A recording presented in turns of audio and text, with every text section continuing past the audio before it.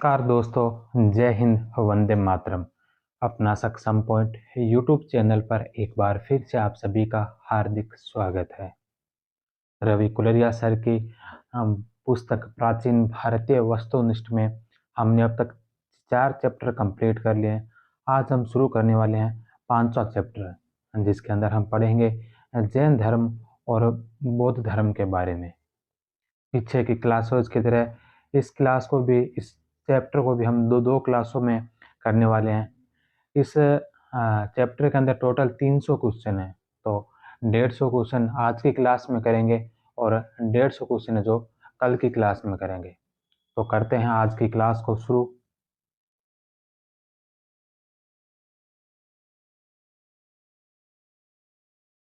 पहला प्रश्न है कि द मॉन्यूमेंट ऑफ सांची पुस्तक के लेखक कौन है। द मॉन्यूमेंट ऑफ सांची नामक पुस्तक किसके द्वारा लिखी गई? तो यह पुस्तक लिखी गई थी जॉन मार्शल के द्वारा। यह किताब जॉन मार्शल और अल्फ्रेड फाउचर ने लिखी थी। नेक्स्ट क्वेश्चन है कि प्रथम बौद्ध संगीति के संबंध में निम्नलिखित में से कौन से कथन सत्य है? तो प्रथम बौद्ध संगीति से संबंधित कौन कौन से कथन इसमें से सत्य कथन है? पहला है कि यह संगीति महात्मा बुद्ध के परिनिर्वाण के वर्ष ही राजगृह में आयोजित की गई थी, तो यह बात सही है। दूसरा है कि इसके संरक्षक हर्यक वंश के अजात शत्रु थे, यह बात भी सत्य है। तीसरा है कि इसकी अध्यक्षता पूर्ण महाकश्यप ने की थी, तो इसकी अध्यक्षता पूर्ण महाकश्यप ने की थी, तो यह बात भी सत्य है। इसमें अभिधम पिटक व विनय पिटकों का संकलन किया था, तो यह बात है जो गलत है, क्योंकि इसके अंदर है जो सुत पिटक और विनय पिटक का संकलन किया था, ना कि अभिधम पिटक का। तो 4 नंबर ऑप्शन इसके अंदर गलत होगा। इसमें पूछा कौन से सही है, तो 1, 2 और 3। 1, 2 और 3 बे नंबर ऑप्शन इसका राइट होगा। 483 ईसा पूर्व में आयोजित इस संगीति का प्राचीनतम विवरण चुल्लवग में मिलता है। इसमें सुत पिटक जो आनंद के द्वारा व विनय पिटक जो उपालि के द्वारा संकलन किया गया था। इसमें 500 लोगों ने भाग लेने के कारण इसे पंचशती भी कहा जाता है।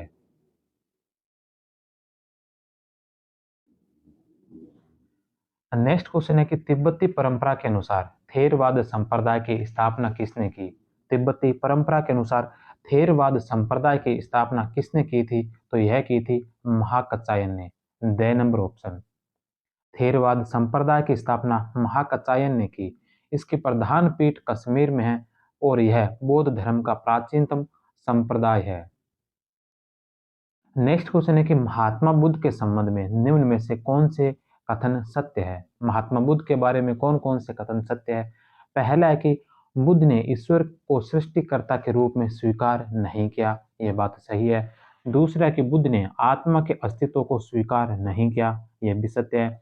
तीसरा कि बुद्ध पुनर्जन्म की अवधारणा में विश्वास रखते हैं, यह भी सत्य है। बुद्ध कर्म की अवधारणा में अविश्वास रखते हैं, तो चारों ही ऑप्शन इसके राइट होंगे। The number option. बौद्ध धर्म कर्मवाद को मानता है, यह अनिश्वरवादी व अनात्मवादी है। बुद्ध आत्मा के अस्तित्व को नहीं मानते लेकिन पुनर्जन्म में विश्वास करते हैं। नेक्स्ट क्वेश्चन है कि वह कौन सा बौद्ध संप्रदाय है जो आत्मा के अस्तित्व को स्वीकार करता है? तो आत्मा के अस्तित्व को स्वीकार करने वाला वह कौन सा बौद्ध संप्रदाय है? तो वह सम्मत्य बौद्ध संप्रदाय। सम्मत्य संप्रदाय ने आत्मा के अस्तित्व को स्वीकार किया है, जो एक शरीर से दूसरे शरीर में स्थानांतरित होती है। नेक्स्ट क्वेश्चन है कि सुत्त पिटक को कितने निकायों में बांटा गया है? तो सुत्त पिटक को जो 5 निकायों में बांटा गया है। दीघ निकाय, मध्यम निकाय, अंगुत्तर निकाय, संयुक्त निकाय और खुदक निकाय, ये 5 निकाय है सुत्त पिटक के। इनमें से अंतिम निकाय खुदक निकाय जो पद्यात्मक है, जबकि बाकी चार में बुद्ध के उपदेश के वार्तालाप से वो बुद्ध के जो उपदेश है वो वार्तालाप शैली के अंदर है। दिग निकाय में राजा एवं राज्य की उत्पत्ति का सिद्धांत मिलता है। राजा के लिए इसमें महासम्मत शब्द का इस्तेमाल भी हुआ है, जिससे प्रतीत होता है कि उससे सबकी सम्मति से अर्थात तो चुनाव से चुना जाता था। दिग निकाय के अंतिम भाग में महापरिनिर्वाण सूक्त है, जो सुभद्र को अंतिम शिष्य के रूप में स्वीकार करने व बुद्ध को कुशीनगर में महापरिनिर्वाण की जानकारी देता है। दीघ निकाय में 24 व्यवसायों का उल्लेख मिलता है।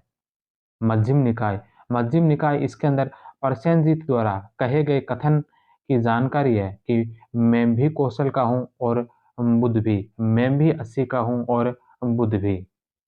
इसके पश्चात अंगुत्तर निकाय 16 महाजनपदों का उल्लेख है। 16 महाजनपदों का उल्लेख है। इसके अलावा इसके अंदर 10 गणतंत्रों का भी उल्लेख मिलता है। अनाथ पिंडक की पुत्र वधु सुजाता को दिया उपदेश भी इसमें है, जिसमें बुद्ध 7 प्रकार की पत्नियों की जानकारी देता है। इसमें संघ में शामिल होने वाले को वर्ण विहीन होने की बात लिखी गई है।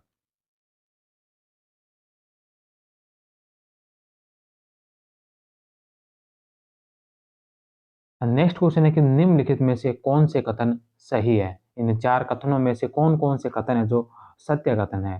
पहला है कि पिटक का शाब्दिक अर्थ टोकरी होता है, तो पिटक का जो शाब्दिक अर्थ टोकरी होता है, ये सही है। दूसरा, विनय पिटक में बौद्ध भिक्षुओं व भिक्षुणियों के लिए नियमों की जानकारी मिलती है, तो ये भी सत्य है। तीसरा है कि सुत्त पिटक में बौद्ध धर्म के सिद्धांत, बुद्ध की शिक्षाएं व उपदेशों का संकलन है, तो सुत्त पिटक में बौद्ध धर्म के सिद्धांत है, बुद्ध की शिक्षाएं हैं और उपदेशों का संकलन है। इसे बौद्ध साहित्य का विश्वकोश भी कहा जाता है। सुत्त पिटक को जो आरंभिक बौद्ध साहित्य का विश्वकोश भी कहा जाता है। ये तीनों ऑप्शन सही है। चौथा है कि अभिधम पिटक में बौद्ध धर्म के दार्शनिक सिद्धांतों का संग्रह है। ये बात भी सत्य है। अभिधम पिटक है जो 7 भागों में विभाजित है, तो इसके चारों ही ऑप्शन इसके राइट होंगे। The number option. Next question है कि पहली बार चित्रकला में तालपत्र के प्रयोग का श्रेय किसे है?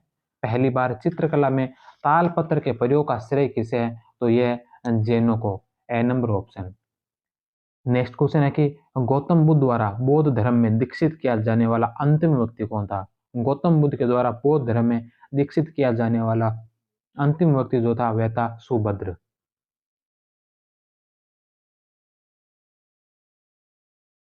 त्रिदंडी सन्यासी सुभद्र को कुशीनगर में अंतिम समय में अष्टांग उपदेश देकर बौद्ध धर्म में दीक्षित किया था। नेक्स्ट क्वेश्चन है कि श्वेतांबर परंपरा में निम्न में से किस तीर्थंकर को स्त्री माना गया है? श्वेतांबर परंपरा और दिगंबर जो दो परंपराएं थी जैन धर्म के अंदर, उसमें श्वेतांबर परंपरा में कौन से तीर्थंकर को स्त्री माना गया? तो यह माना गया मल्लीनाथ को। मल्लीनाथ, बे नंबर ऑप्शन। मल्लीनाथ बे नंबर ऑप्शन जो 19वें तीर्थंकर थे। इसके अलावा अश्वनाथ है जो सॉरी शंभुनाथ है जो 5वें तीर्थंकर थे। नेमिनाथ 22वें तीर्थंकर थे और पुष्पदत्त है जो 9वें तीर्थंकर थे। मल्लीनाथ 19वें जैन तीर्थंकर है। श्वेतांबर इन्हें महिला मानते हैं। दिगंबर पुरुष, क्योंकि दिगंबरों के अनुसार महिला तीर्थंकर नहीं हो सकती है। नेक्स्ट क्वेश्चन है कि महावीर स्वामी के संबंध में कौन सा कथन सही नहीं है? महावीर स्वामी के बारे में कौन सा कथन सत्य नहीं है? पहला कि जंबिक ग्राम के निकट ऋजुपालिका नदी के तट पर ज्ञान की प्राप्ति हुई थी, तो यह बात सही है। जंबिक ग्राम के निकट ऋजुपालिका नदी जो बराकर नदी की सहायक नदी थी, इसे ऋजुपालिका नदी के तट पर महावीर स्वामी को ज्ञान की प्राप्ति होती है। साल वृक्ष के नीचे वैशाख शुक्ल दसवीं को 42 वर्ष की अवस्था में, तो यह बात सही है। दूसरा कि पहला उपदेश राजगृह के निकट विपुलाचल पहाड़ी पर दिया गया था, यह भी सत्य है। इनका प्रथम शिष्य नंदीवर्धन था, तो इनका प्रथम शिष्य नंदीवर्धन नहीं बल्कि इनका प्रथम जो शिष्य था वह था जजामाली, तो 6 नंबर ऑप्शन इसका गलत होगा।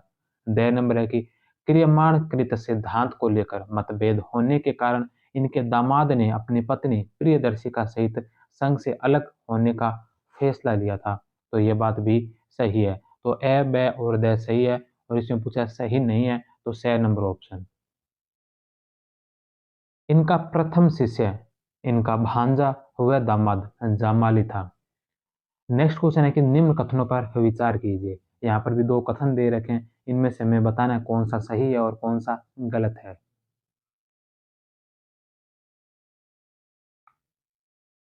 पहला ऑप्शन है कि कोटाग्रशाला वैशाली में बौद्ध धर्म के लिए एक विहार था। कुटाग्रशाला है जो वैशाली के अंदर बौद्ध संघ के लिए एक विहार था, तो यह बात सही है।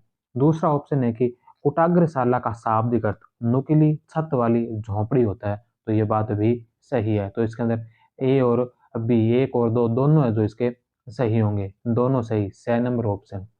लिच्छवियों ने वैशाली में बुद्ध को कुटाग्रशाला विहार दान में दिया था। नेक्स्ट क्वेश्चन है कि निम्नलिखित कथनों पर विचार कीजिए। इसमें से हमें बताना है कि कौन कौन से कथन है जो सत्य कथन है। पहला है कि जैन धर्म में देवताओं के अस्तित्व को स्वीकार किया गया है, तो जैन धर्म के अंदर देवताओं के अस्तित्व को स्वीकार किया है, यह बात सही है। देवता का स्थान जिन से नीचे रखा गया है। जैन धर्म में देवताओं के अस्तित्व को स्वीकार तो किया है, परंतु देवताओं को जो स्थान है वो जिन से नीचे रखा गया है। ये दोनों ही ऑप्शन इसके सही होंगे। 6 नंबर ऑप्शन। जिनका शाब्दिक अर्थ है विजेता, जिसने अपनी इंद्रियों को जीत लिया है। महावीर स्वामी के पहले महावीर स्वामी के पहले के समय में जैन धर्म निर्ग्रंथ मत कहलाता था। पार्श्वनाथ के अनुयायियों के लिए भी निर्ग्रंथ शब्द का इस्तेमाल हुआ है। महावीर स्वामी ने अहिंसा का रास्ता अपनाते हुए जियो और जीने दो का संदेश दिया था। नेक्स्ट क्वेश्चन है कि किस राष्ट्रकूट शासक ने रत्नमालिका नामक जैन ग्रंथ की रचना की थी। तो रत्नमालिका नामक जैन ग्रंथ की रचना करने वाले राष्ट्रकूट शासक कौन थे। तो वह थे अमोघवर्ष। ए नंबर ऑप्शन। प्रश्नोत्तर शैली में लिखे गए इस ग्रंथ को अमोघवर्ष ने लिखा था। उपरोक्त चारों शासकों ने जैन मत को राजकीय संरक्षण दिया था। नंदवंश के सभी शासक भी जैन मत के पोषक थे।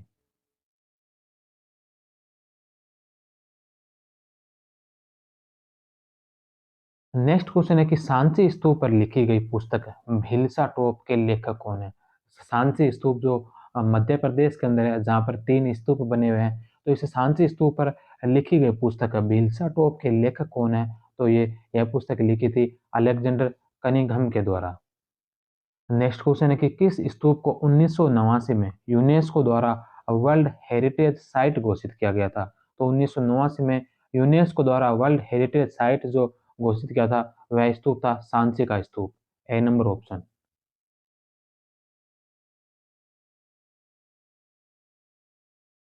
नेक्स्ट क्वेश्चन है कि बुद्ध के महापरिनिर्वाण के समय मगध का शासक कौन था। बुद्ध के महापरिनिर्वाण के समय मगध का शासक कौन था। तो बुद्ध के महापरिनिर्वाण के समय मगध का शासक था अजातशत्रु। अजातशत्रु उन 8 राज्यों के राजाओं में से एक था जिन्होंने कुशीनारा में बुद्ध के अंतिम संस्कार के बाद उसकी अस्थियों का हिस्सा लिया था। अस्थियां इकट्ठी जिस पात्र में की गई वो पात्र द्रोण नामक ब्राह्मण को मिला, जिसने अस्थियों का बंटवारा किया। पिसल जाति के बौद्ध भक्तों ने भगवान बुद्ध की राख ली। इन सभी ने इन पर स्तूप बनवाए। पीपली वन के मौर्य बाद में पहुंचे तो उनको बुद्ध की चिता से अंगारे लेने को कहा गया। नेक्स्ट क्वेश्चन है कि किस स्थान पर जैन धर्म की प्रमुख शिक्षाओं का संकलन आगमों का रूप दिया था। किस स्थान पर जैन धर्म की प्रमुख शिक्षाओं का संकलन कर आगमों का रूप दिया था। तो वल्लभी में। ए नंबर ऑप्शन। वल्लभी गुजरात में हुई दूसरी जैन संगीति के अंदर जैन धर्म के मूल पाठों को एकत्र कर आगमों का रूप दिया गया था। नेक्स्ट क्वेश्चन है कि जैन साहित्य निम्न में से किस भाषा में है। तो जैन साहित्य जो अर्धमागधी या इसे प्राकृत भी कहा जाता है। ड नंबर ऑप्शन। जैन साहित्य जिसे आगम कहते हैं अर्धमागधी भाषा में, इसके लिए प्राकृत भी उत्तर मिलता है क्योंकि अर्धमागधी प्राकृत का ही एक रूप है। नेक्स्ट क्वेश्चन है कि जैन तीर्थंकरों एवं उनके प्रतीकों का सही सुमेलन कीजिए। जैन तीर्थंकर दे रखे हैं और सामने उनके प्रतीक दे रखे हैं। तो ऋषभदेव का प्रतीक था सांड। अजीतनाथ का प्रतीक था हाथी। पार्श्वनाथ का प्रतीक था सर्प और महावीर का प्रतीक था सिंह। तो बी, डी, ए और सी। द नंबर ऑप्शन इसका राइट होगा। ऋषभदेव सांड, अजीतनाथ हाथी, पार्श्वनाथ सर्प, महावीर सिंह, शंभुनाथ का अश्व, अरिस्टनेमी का शंख था। नेक्स्ट क्वेश्चन है कि किस संप्रदाय की अवधारणा में काल को उत्सप्रेणी व औसप्रेणी के अनंत चक्रों की श्रृंखला में बांटा गया है।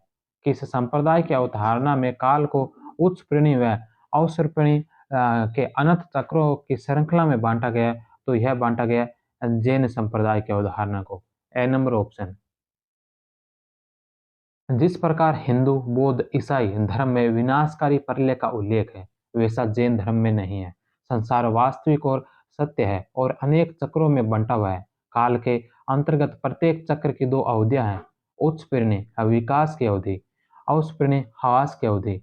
इन चक्रीय महाअवधियों में से प्रत्येक को पुनः 6 चक्रों में बांटा गया है। ऐसा स्वीकार किया जाता है कि प्रत्येक उत्सपीड़नी व औसपीड़नी में 24 तीर्थंकरों का प्रादुर्भाव होता है। वर्तमान समय तक ऑस्प्रिंग का है। नेक्स्ट क्वेश्चन है कि जैन दर्शन के अनुसार निम्नलिखित में से कौन सा कथन सही नहीं है? जैन दर्शन के अनुसार कौन सा कथन इसमें से सत्य नहीं है? तो पहला है कि जैन धर्म कर्मवाद में विश्वास रखता है, तो यह सही है। जैन धर्म पुनर्जन्म में विश्वास करता है, यह भी सत्य है। जैन धर्म के अनुसार सृष्टि की रचना ईश्वर ने की थी, तो सृष्टि का निर्माण ईश्वर ने नहीं किया था, बल्कि जीव और अजीव के संयोग से हुआ था, ऐसा जैन धर्म कहता है। छह नंबर ऑप्शन इसका गलत होगा। द नंबर में कि जैन धर्म के अनुसार जगत का विनाश संभव नहीं है, तो ये बात भी जैन धर्म का दर्शन कहता है। तो ए, बे और द सही है। 6 नंबर जो इसका गलत होगा।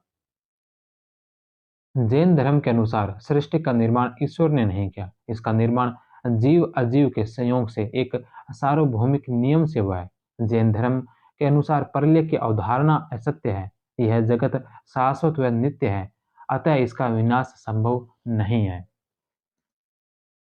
नेक्स्ट क्वेश्चन है कि बुद्ध ने घर छोड़ने के बाद अपना पहला गुरु किसे बनाया था? तो घर छोड़ने के बाद बुद्ध ने जो पहला गुरु बनाया था, वह बनाया था आलार कलाम को। प्रथम गुरु केशपुत के आलार कलाम को बनाया। उन्होंने अकिंचन्य सैन नामक अरूप समापति की शिक्षा ली। दूसरा गुरु राजगृह के निकट उद्रक रामपुत्र को बनाया, जिन्होंने नेव संज्ञा ज्ञातन का उपदेश दिया। इससे भी वह संतुष्ट नहीं हुए। यहाँ से 5 भद्रवर्गीय भिक्षु उनके साथ हो गए। तपश्चर्या का सहारा भी लिया, लेकिन अंततः ध्यान व मध्यम मार्ग से 6 वर्ष पश्चात ज्ञान प्राप्त हुआ। ज्ञान प्राप्ति हेतु 6 वर्ष तक किए गए प्रयासों को आर्य प्रेषणा कहा जाता है। कौंडिन्य वह ब्राह्मण बालक था जिसने बुद्ध के जन्म के समय यह कहा था कि यह बड़ा होकर बुद्धत्व को प्राप्त होगा, महान सन्यासी होगा। काल देवल ने भी बुद्ध के जन्म के समय उसके बुद्ध पुरुष बनने व उस समय तक खुद के जीवित न रहने की बात कही थी। चक्रवर्ती राजा या महान सन्यासी बनने की भविष्यवाणी करने वाले और भी कई ब्राह्मण थे, पर बुद्ध के ज्ञान प्राप्ति के समय तक कौंडिन्य ही जीवित रहा था। बुद्ध ने जिन 5 ब्राह्मणों को प्रथम उपदेश दिया था, कौंडिन्य उनमें से एक था। नेक्स्ट क्वेश्चन है कि जैन दर्शन के संबंध में निम्नलिखित कथनों पर विचार कीजिए। जैन दर्शन से संबंधित निम्नलिखित कथन। पहला कि जैन धर्म आत्मा के अस्तित्व में विश्वास रखता है, तो यह सही है। जैन धर्म के अनुसार सजीव व निर्जीव दोनों में आत्मा होती है, यह भी सही है। तो 1 और 2 दोनों सत्य है। 6 नंबर ऑप्शन।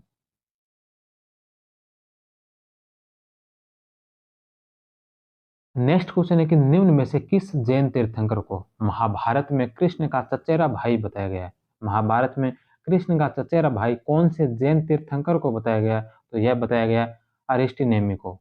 22वें तीर्थंकर अरिस्टिनेमी को कहा गया है।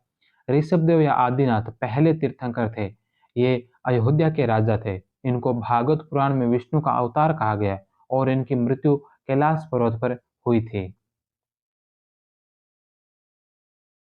नेक्स्ट क्वेश्चन है कि निम्नलिखित में से किस बौद्ध ग्रंथ में संघ द्वारा कृषि योग्य भूमि के अधिग्रहण को निषिद्ध बताया गया है? तो अंगुत्तर निकाय में। अंगुत्तर निकाय सुत्त पिटक का भाग है, जिसमें 16 महाजनपदों का उल्लेख है।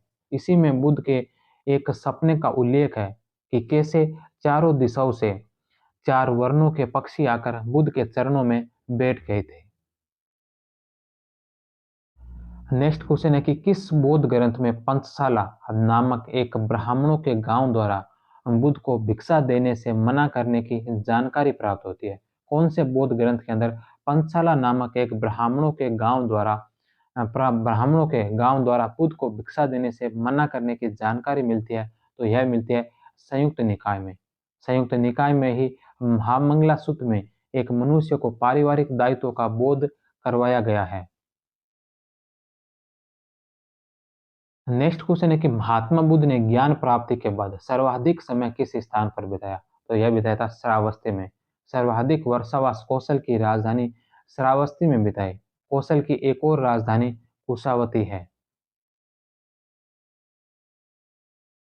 नेक्स्ट क्वेश्चन है कि निम्नलिखित में से किस बौद्ध पिटक में लोह के फाल के विषय में लिखा है कि दिन भर गर्म हुए लोहे के फाल को जब पानी में डाला जाता है तो वह कड़कड़ाता है और सिसकारता है। दिन भर गर्म किए हुए लोहे के फाल को जब पानी में डाला जाता है तो वह कड़कड़ाता है और सिसकारता है। यह उल्लेख कौन से बौद्ध पिटक के अंदर मिलता है? तो यह मिलता है विनय पिटक के अंदर।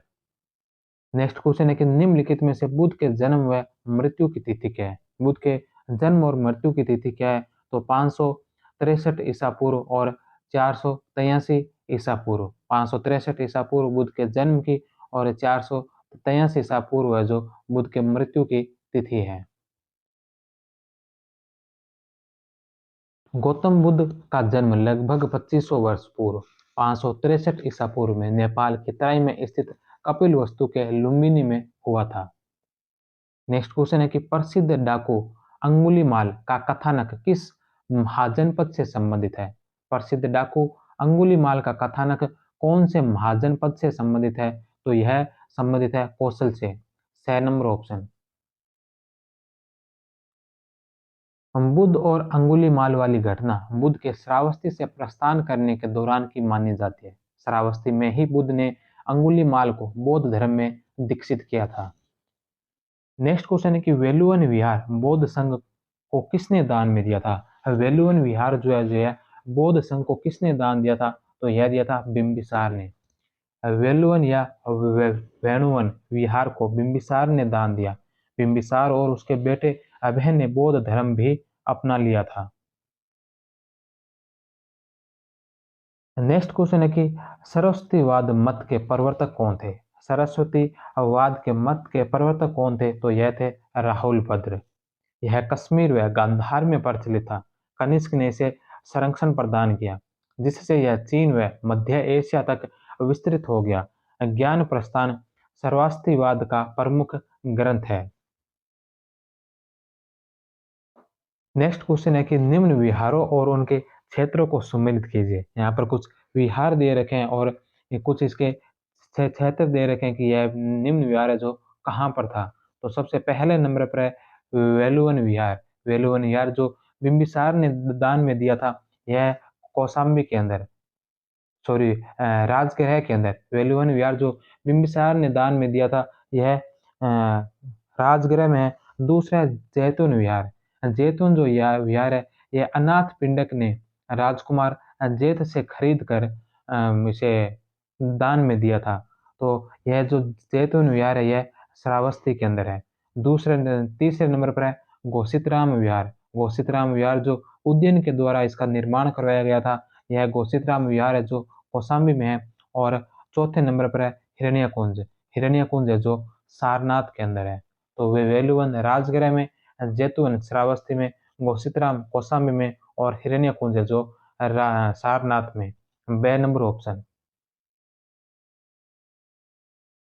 वेलुवन राजगृह, जैतून श्रावस्ती, घोषितराम कौशाम्बी, हिरण्यकुंज सारनाथ। इसके अलावा पूर्वाराम, न्योगर्दाराम, मल्लिकाराम भी श्रावस्ती में। कुटाग्रशाला है जो वैशाली के अंदर है। नेक्स्ट क्वेश्चन है कि बुद्ध के जीवन के निम्नलिखित घटनाओं का सही क्रम क्या है? बुद्ध के जीवन से संबंधित यहाँ पर 4 घटनाएं दे रखी है। सबसे पहला धर्मचक्र परिवर्तन। धर्मचक्र परिवर्तन जो बुद्ध के द्वारा जो पहला ज्ञान दिया गया था, सारनाथ के अंदर जो पहला उपदेश दिया था उसे धर्मचक्र परिवर्तन कहा गया। महाविनिष्क्रमण जो गृह त्याग की घटनाएं थी, वैशाख अष्टमी के दिन जो गृह त्याग किया था उसे महाविनिष्क्रमण कहा गया। महापरिनिर्वाण, जो बुद्ध की मृत्यु हुई थी उसे महापरिनिर्वाण का, जो कुशीनारा के अंदर वैशाख पूर्णिमा को हुई थी। और ज्ञान प्राप्ति जो यह भी वैशाख पूर्णिमा को पीपल के वृक्ष के नीचे हुई थी। तो इसमें सबसे पहले आएगा महाविनिष्क्रमण, गृह त्याग किया, उसके बाद ज्ञान की प्राप्ति हुई। ज्ञान प्राप्त होने के बाद इन्होंने पहला उपदेश दिया जिसे धर्मचक्र प्रवर्तन कहा गया। और फिर सबसे अंतिम में इनका मृत्यु, महापरिनिर्वाण। तो इसमें 2, 4, 1 और 3 द नंबर ऑप्शन, महाविनिष्क्रमण, ज्ञान प्राप्ति, धर्मचक्र परिवर्तन और महापरिनिर्वाण। नेक्स्ट क्वेश्चन है कि महावीर स्वामी की मृत्यु के बाद जैन संघ का अध्यक्ष कौन था? महावीर स्वामी की जब मृत्यु हुई उसके बाद जैन संघ का अध्यक्ष कौन बना था? तो यह बना था सुधर्मन, ए नंबर ऑप्शन। महावीर ने पावा में जैन संघ की स्थापना की। वह जैन भिक्षुओं में से 11 गंधर्व चुने गए। ये सभी मगध क्षेत्र के ब्राह्मण थे। 10 की मृत्यु महावीर के जीवन काल में ही हो गई। अतः एक बचे सुधर्मन महावीर के बाद जैन संघ के अध्यक्ष बने। सुधर्मन या सुधर्मा के बाद जम्बू स्वामी संघ के अध्यक्ष बने। नंद वंश के समय संघ में फूट पड़ गई और 2 अलग अध्यक्ष संभूति विजय और भद्रबाहु बने। संभूति विजय की मृत्यु चंद्रगुप्त के राज्याभिषेक के वर्ष ही हुई। भद्रबाहु ने ही मगध में पड़ने वाले अकाल की घोषणा उज्जैन में पहले ही कर दी थी।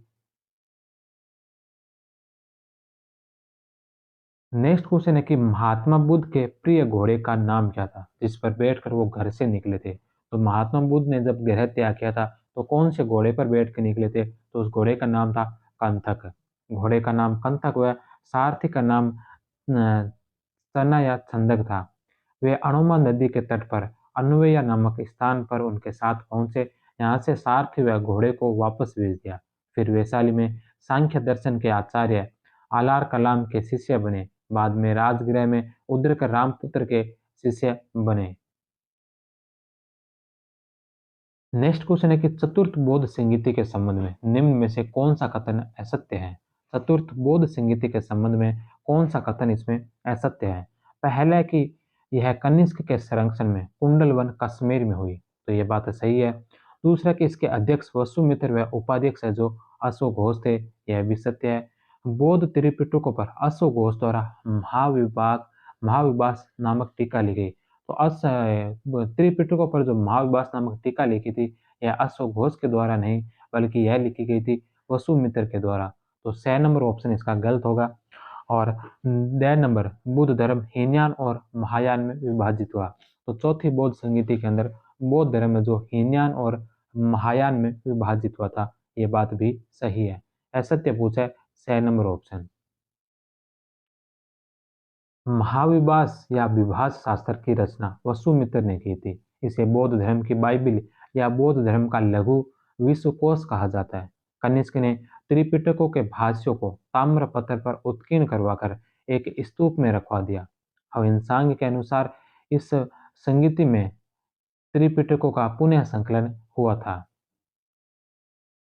नेक्स्ट क्वेश्चन है कि जातक कथाएं थेर गाथा थेरी गाथा किस निकाय में संकलित है? जातक कथाएं थेर गाथा और थेरी गाथा कौन से निकाय के अंदर संकलित है? तो यह खुदक निकाय के अंदर संकलित। खुदक निकाय में टोटल 15 लघु कथाएं हैं। इन्हीं में से ये है जातक कथाएं, थेर गाथा और थेरी गाथा। सुत्त पिटक के खुदक निकाय में थेर गाथा, थेरी गाथा, जातक कथाएं, बुद्ध वंश, निदेश, धम्मपद, उदान, इति उतक, चर्या पिटक, अपदान, विमान वथु जैसी 15 पुस्तिकाएं हैं।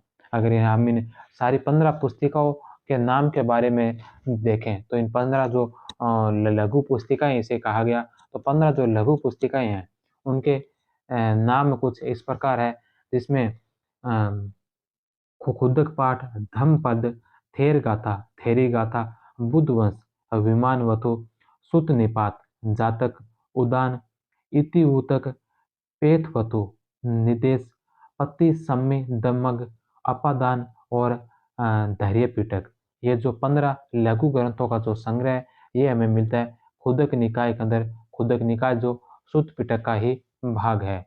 सुत्त पिटक के जो 5 भाग है उन्हीं 5 भागों में से ये एक भाग खुदक निकाय है। नेक्स्ट क्वेश्चन है कि किस स्थान पर बुद्ध ने अपने शिष्य आनंद के कहने पर महिलाओं को संघ में प्रवेश की अनुमति दी थी? तो कौन से स्थान पर है जो बुद्ध ने अपने शिष्य आनंद के कहने पर महिलाओं को संघ में प्रवेश की अनुमति दी थी? तो यह दी थी वैशाली के अंदर। वैशाली में अपनी विमाता प्रजापति गौतमी को अनुमति देकर शुरुआत की। वैशाली में भिक्षुणी संघ की स्थापना की गई थी। नेक्स्ट क्वेश्चन है कि महात्मा बुद्ध की पत्नी यशोधरा किस कुल से संबंधित थी? तो महात्मा बुद्ध की जो पत्नी यशोधरा है वह शाक्य कुल से ही संबंधित थी। 6 नंबर ऑप्शन। यशोधरा राजा सुधोधन की बहन पामिला व सु सुप्रबुद्ध की पुत्री थी। देवदत्त यशोधरा का भाई था, अतः यशोधरा बुद्ध के कुल की ही थी। एल वोसम ने महात्मा बुद्ध को भारत में जन्म लेने वाला महानतम व्यक्ति बताया है। नेक्स्ट क्वेश्चन है कि बुद्ध के जीवन की निम्न घटनाओं और उनके प्रतीकों को सुमेलित कीजिए। बुद्ध के जीवन की घटनाएं और उनके प्रतीक दे रखे हैं। तो सबसे पहले नंबर पर है गर्भाधान। गर्भाधान का जो प्रतीक है वो है हाथी। हाथी जो सी नंबर ऑप्शन में है। दूसरे नंबर पर है जन्म। जन्म का जो प्रतीक है, जन्म का इसमें प्रतीक है बेल। जन्म का प्रतीक है बेल। बेल जो डी नंबर ऑप्शन में है, जन्म का प्रतीक होगा बेल। जन्म का प्रतीक बेल। इसके पश्चात तीसरे नंबर पर है, तीसरे नंबर पर महाविनिष्क्रमण। महाविनिष्क्रमण का जो प्रतीक है वो है घोड़ा। और महापरिनिर्वाण, महापरिनिर्वाण का प्रतीक है स्तूप जो 1 नंबर ऑप्शन में है, सॉरी 2 नंबर ऑप्शन में है। और महाविनिष्क्रमण का प्रतीक घोड़ा जो 1 नंबर ऑप्शन में है। तो सी डी ए और बी, ए नंबर ऑप्शन इसका राइट होगा। बेल के अलावा कमल भी जन्म का प्रतीक है। नेक्स्ट क्वेश्चन है कि सांची के स्तूप के रखरखाव के लिए अनुदान देने वाली भोपाल की शासिका जिसकी आत्मकथा ताज उल इकबाल तारिक भोपाल है। तो सांची के स्तूप के रखरखाव के लिए अनुदान देने वाली भोपाल की शासिका जिनकी आत्मकथा ताज उल इकबाल तारिक है, यह कौन है? तो यह शाहजहां बेगम। बे नंबर ऑप्शन। शाहजहां बेगम जिनका शासनकाल 1868 से 1901 का रहा है, की आत्मकथा ताजुल इकबाल तारिक भोपाल का अनुवाद है। एच डी बेरेस्टो ने लिखे हैं, एच डी बेरेस्टो ने किया था। सांची स्तूप के रखरखाव के लिए शाहजहां बेगम और उनकी उत्तराधिकारी सुल्तान जहां बेगम ने अनुदान दिया था। नेक्स्ट क्वेश्चन है कि दीपवंश और महावंश जैसे ग्रंथों का लेखन किस देश में हुआ? दीपवंश और महावंश जैसे बौद्ध ग्रंथों का लेखन कौन से देश में हुआ था? तो यह हुआ था श्रीलंका के अंदर। बे नंबर ऑप्शन। नेक्स्ट क्वेश्चन है कि निम्नलिखित कथनों पर विचार कीजिए। पहला कि उत्तराध्ययन सूत्र में महावीर की अंतिम देशनाओं या प्रवचनों का संग्रह। उत्तराध्ययन सूत्र में महावीर के अंतिम प्रवचनों का संग्रह, यह सही है। यह श्वेतांबर पंथ का धर्म ग्रंथ है। और यह जो उत्तराध्ययन सूत्र है यह श्वेतांबर पंथ का धर्म ग्रंथ है, ये बात भी सही है। तो दोनों सही। 6 नंबर ऑप्शन। नेक्स्ट क्वेश्चन है कंकाली टीला जहां से जैन तीर्थंकरों की मूर्तियां मिली है किस क्षेत्र से संबंधित है? कंकाली टीला जहां से जैन तीर्थंकरों की मूर्तियां मिली है कौन से क्षेत्र से संबंधित है? तो मथुरा से। दे नंबर ऑप्शन। मौर्योत्तर काल में से संबंधित मथुरा स्थित इस टीले को जैनी टीला भी कहा जाता है। नेक्स्ट क्वेश्चन है कि जैन दर्शन के अनुसार कर्म फल से मुक्ति के लिए त्रिरत्न का अनुशीलन आवश्यक है। निम्न में से कौन सा त्रिरत्नों में शामिल नहीं है? तो त्रिरत्न कौन से हैं? तो त्रिरत्न है सम्यक ज्ञान, सम्यक दर्शन और सम्यक आचरण। सम्यक समाधि है जो इस त्रिरत्नों में शामिल नहीं है। सम्यक ज्ञान, सम्यक दर्शन, सम्यक चरित्र या आचरण त्रिरत्न है। नेक्स्ट क्वेश्चन है कि महात्मा बुद्ध को किस नदी के तट पर ज्ञान की प्राप्ति हुई थी? तो ज्ञान की प्राप्ति कौन सी नदी के तट पर हुई थी? तो यह हुई थी निरंजना नदी के तट पर। 35 वर्ष की आयु में पिप्पल के पेड़ बोधि वृक्ष के नीचे निरंजना नदी के तट पर उरुवेला बोध गया में ज्ञान की प्राप्ति हुई, जबकि अणोमा नदी के तट पर अनुया में इन्होंने घर से निकलने के बाद सिर मुंडवाकर भिक्षु वस्त्र धारण किए थे। यहीं से सारथी को वापस भेज दिया था। नेक्स्ट क्वेश्चन है कि बौद्ध धर्म की वह शाखा, बौद्ध धर्म की वह शाखा जो तंत्र मंत्र से संबंधित थी। तो बौद्ध धर्म की कौन सी शाखा है जो तंत्र मंत्र से संबंधित थी? तो वह थी वज्रयान शाखा। 6 नंबर ऑप्शन। वज्रयान तंत्र मंत्र जादू टोने से संबंधित थी। इसे हीरक्यान भी कहा जाता था। मंत्रयान भी तांत्रिक बौद्धों की शाखा थी। नवयान भीमराव अंबेडकर द्वारा प्रतिपादित बौद्ध धर्म की शाखा है। नेक्स्ट क्वेश्चन है कि बौद्ध परंपरा के अनुसार दीपंकर पूर्व बुद्ध थे, गौतम वर्तमान बुद्ध और हम भविष्य के बुद्ध होंगे। तो भविष्य के बुद्ध होंगे मैत्रेय। गौतम बुद्ध से ठीक पहले कश्यप बुद्ध थे, वह अगले जो बुद्ध मैत्रेय होंगे। नेक्स्ट क्वेश्चन है कि आजीवक संप्रदाय के प्रवर्तक मखली गोसाल और महावीर की पहली मुलाकात कहाँ हुई थी? आजीवक संप्रदाय के प्रवर्तक मखली गोसाल और महावीर की पहली मुलाकात जो हुई थी यह हुई थी नालंदा के अंदर। मखली गोसाल की महावीर से पहली भेंट नालंदा में हुई। बाद में गोसाल महावीर के शिष्य भी बने, पर मतभेद होने पर अलग होकर आजीवक संप्रदाय की स्थापना की। जैन ग्रंथ भगवती सूत्र में महावीर और गोसाल के हिंसक संघर्ष का वर्णन है। नेक्स्ट क्वेश्चन है कि बौद्ध दर्शन में कल्याण मित्र क्या है? कल्याण मित्र क्या है बौद्ध दर्शन के अंदर? तो कल्याण मित्र है अष्टांगिक मार्ग। आनंद से चर्चा के दौरान बुद्ध अष्टांगिक मार्ग के लिए कल्याण वृत्य कल्याण मित्र शब्द का इस्तेमाल करते हैं। अष्टांगिक मार्ग है सम्यक दृष्टि, सम्यक संकल्प, सम्यक वाणी, सम्यक कर्मार्थ, सम्यक आजीविका, सम्यक व्यायाम, सम्यक स्मृति और सम्यक समाधि।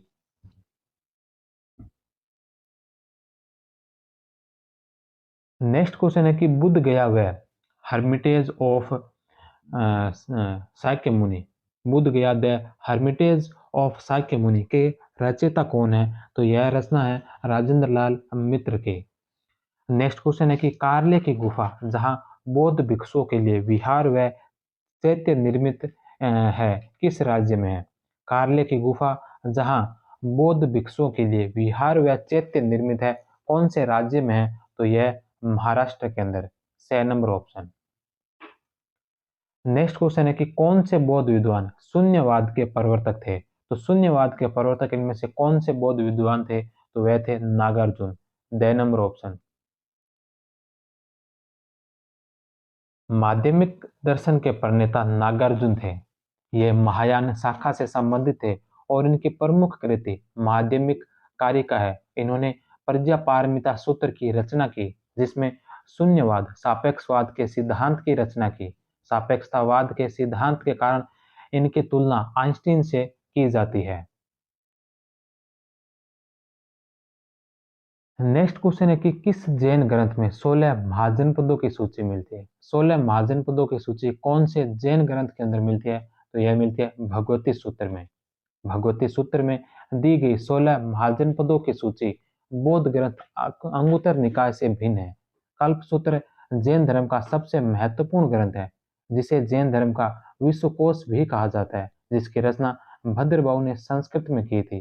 तत्वार्थ सूत्र आचार्य उमा स्वामी द्वारा संस्कृत में रचित है। नेक्स्ट क्वेश्चन है कि सांची के स्तूप की खोज किसने की थी? सांची के स्तूप की खोज किसके द्वारा की गई थी? तो यह खोज की गई थी हेनरी टेलर के द्वारा। 1 नंबर ऑप्शन। सांची के स्तूप की खोज जनरल हेनरी टेलर ने 1818 ईस्वी में की। उस समय उसके 3 तोरण द्वार खड़े थे और एक वहीं पड़ा हुआ था। इसका टीला भी अच्छी हालत में था। नेक्स्ट क्वेश्चन है कि बौद्ध धर्म के 4 आर्य सत्यों में से कौन सा प्रत्युत्य समुत्तवाद के सिद्धांत की व्याख्या करता है? बौद्ध धर्म के 4 जो आर्य सत्य हैं, दुख है, दुख समुदाय, दुख निरोध और दुख निरोध गामिनी प्रतिपदा। ये जो 4 आर्य सत्य है, इनमें से प्रत्युत्य समुत्तवाद के सिद्धांत की व्याख्या प्रत्युत्य समुत्तवाद की व्याख्या किसमें की गई है? तो दूसरे में। 2 नंबर ऑप्शन। प्रतीत समुत्पाद का मुख्य उद्देश्य दुख की उत्पत्ति को समझना है। तथा दूसरा आर्य सत्य दुख समुदाय भी दुख के कारणों से संबंधित है। कनिष्क के कूरम ताम्र मंजूषा लेख में प्रतीत्य समुत्पाद की चर्चा है। प्रतीत्य समुत्पाद का अर्थ है कि किसी वस्तु में होने से ही अन्य वस्तु की उत्पत्ति होती है। इसे आश्रित उत्पत्ति का सिद्धांत भी कहते हैं। इसे कारण व कार्य सिद्धांत भी कहते हैं। नेक्स्ट क्वेश्चन है कि निम्नलिखित में से किस जातक में बोधिसत्व को एक चांडाल के रूप में चित्रित किया गया? निम्नलिखित में से कौन से जातक में बोधिसत्व को एक चांडाल के रूप में चित्रित किया गया? तो मातंग, 6 नंबर ऑप्शन। इसमें एक व्यापारी की बेटी दित, मांगलिक व बोधिसत्व की कहानी है। नेक्स्ट क्वेश्चन है कि एक धनाढ्य शूद्र नामक कहानी किस बौद्ध ग्रंथ में दी गई, जिसमें राजा अवंतीपुत्र व बुद्ध के अनुयायी कच्चन के बीच संवाद किया गया है? तो एक धनाढ्य शूद्र नामक कहानी जो कौन से बौद्ध ग्रंथ में दी गई है, जिसमें राजा अवंतीपुत्र व बुद्ध के अनुयायी कच्चन के बीच का संवाद है? तो यह दी गई है मध्यम निकाय के अंदर। एक धनाढ्य शूद्र की कहानी मध्यम निकाय में दी गई है। यह कहानी राजकुमार की कहानी, यह एक दानी राजकुमार की कहानी है। वेशांतर जातक में कही गई है, जिसमें वह सब कुछ एक ब्राह्मण को सौंप देता है। नेक्स्ट क्वेश्चन है कि प्राचीन बौद्ध ग्रंथों में कितने प्रकार की संप्रदायों या चिंतन परंपराओं का उल्लेख मिलता है? प्राचीन बौद्ध ग्रंथों में कितने प्रकार के संप्रदायों या चिंतन परंपराओं का उल्लेख मिलता है? तो 64 प्रकार के। कुछ महत्वपूर्ण संप्रदायों के प्रेरणा पूर्ण कश्यप, घोर अक्रियावादी या अकर्मवादी, अजीत केस कम्बलिन, उच्छेदवादी या भौतिकवादी, मखली गोसाल, भाग्यवादी या नियतिवादी, प्रबुद्ध का चयन, हम भाग्यवादी या नियतिवादी, संजय वेलटपुत, संदेहवादी, निगंठनाथपुत, बौद्ध धर्म में महावीर स्वामी को कहते हैं। नेक्स्ट क्वेश्चन है कि निम्नलिखित में से किसमें मगध के राजा अजातशत्रु और महात्मा बुद्ध के बीच बातचीत का विवरण है, जिसमें अजातशत्रु महात्मा बुद्ध को मखली गोसाल और अजीत केस कमलिन की बातें बताते हैं? तो यह उल्लेख कौन से ग्रंथ में मिलता है? तो यह मिलता है शुद्ध पिटक के अंदर, ए नंबर ऑप्शन।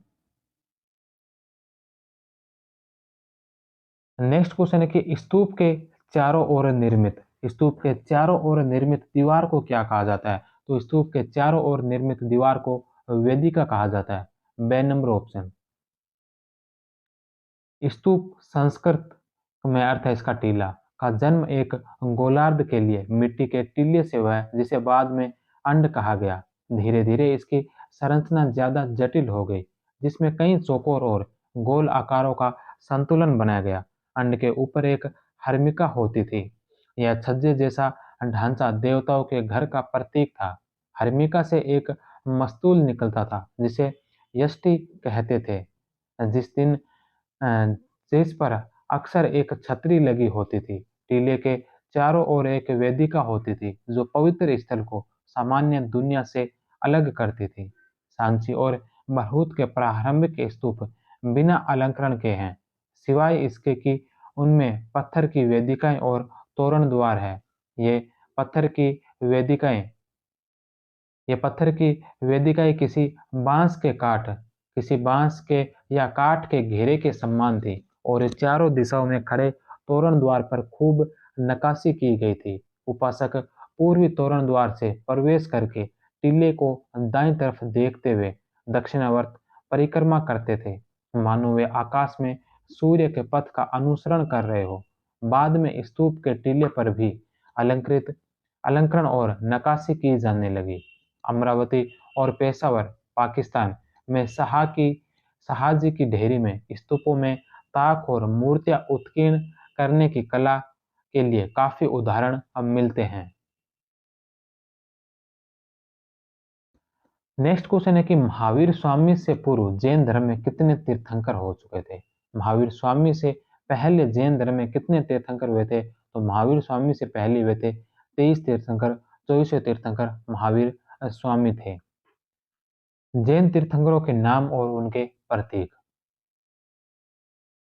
सबसे पहले नंबर तीर्थंकर है ऋषभ देव या आदिनाथ, जिनका प्रतीक है वृषभ। दूसरे नंबर पर अजीतनाथ, जिनका प्रतीक है हाथी। तीसरे नंबर पर संभवनाथ अश्व। चौथे नंबर पर अभिनंदन बंदर। पांचवें नंबर पर सुमतिनाथ क्रोच या चकवा पसी इनका प्रतीक है। छठे नंबर पर पद्म प्रभु का प्रतीक है कमल। सातवें नंबर पर है सुपार्श्वनाथ, जिनका प्रतीक है स्वास्तिक। आठवें नंबर पर चंद्र प्रभु, जिनका प्रतीक है अर्धचंद्र। नौवें नंबर पर पुष्पदंत, जिनका प्रतीक है मगर। 10वें नंबर पर शीतलनाथ, जिनका प्रतीक कल्प वृक्ष या श्रीवत्स। 11वें नंबर पर श्रेयांसनाथ गेंडा वासुपूज्य भैंसा। 13वें नंबर पर विमलनाथ वराह या सुअर। 14वें नंबर पर अनंतनाथ सही या बाज। 15वें नंबर पर धर्मनाथ, जिनका प्रतीक चिन्ह वज्र। और 16वें नंबर पर शांतिनाथ, जिनका प्रतीक है हिरण। इसके पश्चात 17वें नंबर पर कुंथुनाथ, जिनका प्रतीक है बकरा। 18वें नंबर पर अहरनाथ, जिनका प्रतीक है मत्स्य। 19वें नंबर पर मल्लीनाथ, जिनका प्रतीक है कलश। 20वें नंबर पर है मुनि सुवर्त, जिनका प्रतीक कछुआ या कुर्म। 21वें नंबर पर नमीनाथ, जिनका प्रतीक है नील कमल। 22वें नंबर पर है अरिस्टनेमी या नेमिनाथ। इन दो नामों का आप ध्यान रखना, इनमें कंफ्यूजन मत होना। 21वें नंबर पर है जिनका नाम नमीनाथ है, और 22वें नंबर पर है इनको अरिस्टनेमी या इन्हें नेमिनाथ भी कहा जाता है। तो नेमिनाथ और नमीनाथ दोनों अलग है। नमीनाथ 21वें नंबर पर है, नेमिनाथ है जो 22वें नंबर पर है। नेमिनाथ जिनका प्रतीक चिन्ह है शंख। 23वें नंबर पर है पार्श्वनाथ, जिनका प्रतीक चिन्ह है सर्प। और 24वें नंबर पर है महावीर स्वामी, जिनका प्रतीक चिन्ह है सिंह। नेक्स्ट क्वेश्चन है कि बुद्ध और उनके शिष्य आनंद के बीच महात्मा बुद्ध की मृत्यु के बाद उनके अवशेषों की चर्चा, जिसमें बुद्ध उन पर स्तूप बनाए जाने की बात कहते हैं, महापरिनिर्वाण सूत्र में दी गई है। यह किस पिटक का हिस्सा है? तो यह सुत्त पिटक का हिस्सा। ए नंबर ऑप्शन। सुत्त पिटक के दीर्घ निकाय में महापरिनिर्वाण सूत्र में दिया गया आनंद बुद्ध द्वारा कुशीनारा या कुशीनगर में देह त्यागने के स्थल के रूप में चुनने से मना करता है, लेकिन बुद्ध ने आनंद को मना लिया था। नेक्स्ट क्वेश्चन है कि जैन धर्म के संबंध में निम्नलिखित कथनों पर विचार कीजिए। जैन धर्म से संबंधित दो कथन दे रखे हैं, जिसमें पहला है कि जैन धर्म में 5 महाव्रत बताए गए हैं। जैन धर्म में 5 महाव्रत बताए हैं, तो यह सही है। दूसरा कि 5वां महाव्रत ब्रह्मचर्य महावीर स्वामी के द्वारा जोड़ा गया था।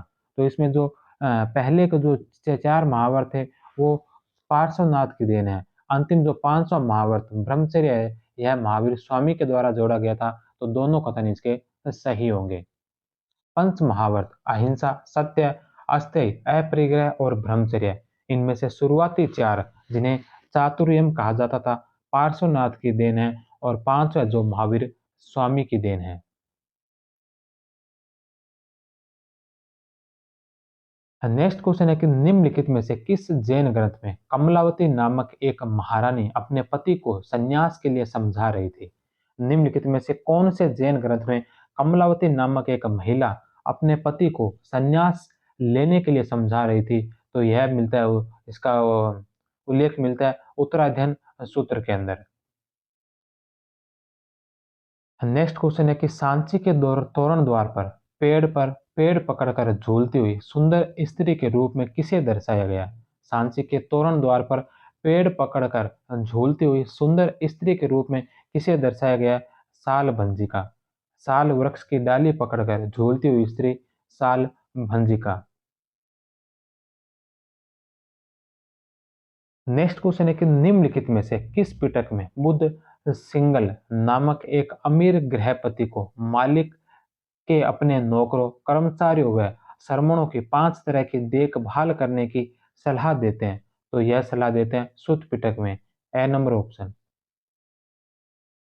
नेक्स्ट क्वेश्चन है कि विनय पिटक में भिक्षुणियों के नियम के अनुसार एक कंबल के गलीचे का उन्हें कम से कम कितने वर्ष इस्तेमाल करना चाहिए? तो विनय पिटक में भिक्षु और भिक्षुणियों के नियमों में एक नियम के अनुसार जो उनका एक कंबल है, उस कंबल के गलीचे को उन्हें कम से कम जो है ये 6 वर्ष तक उसका उपयोग करना चाहिए।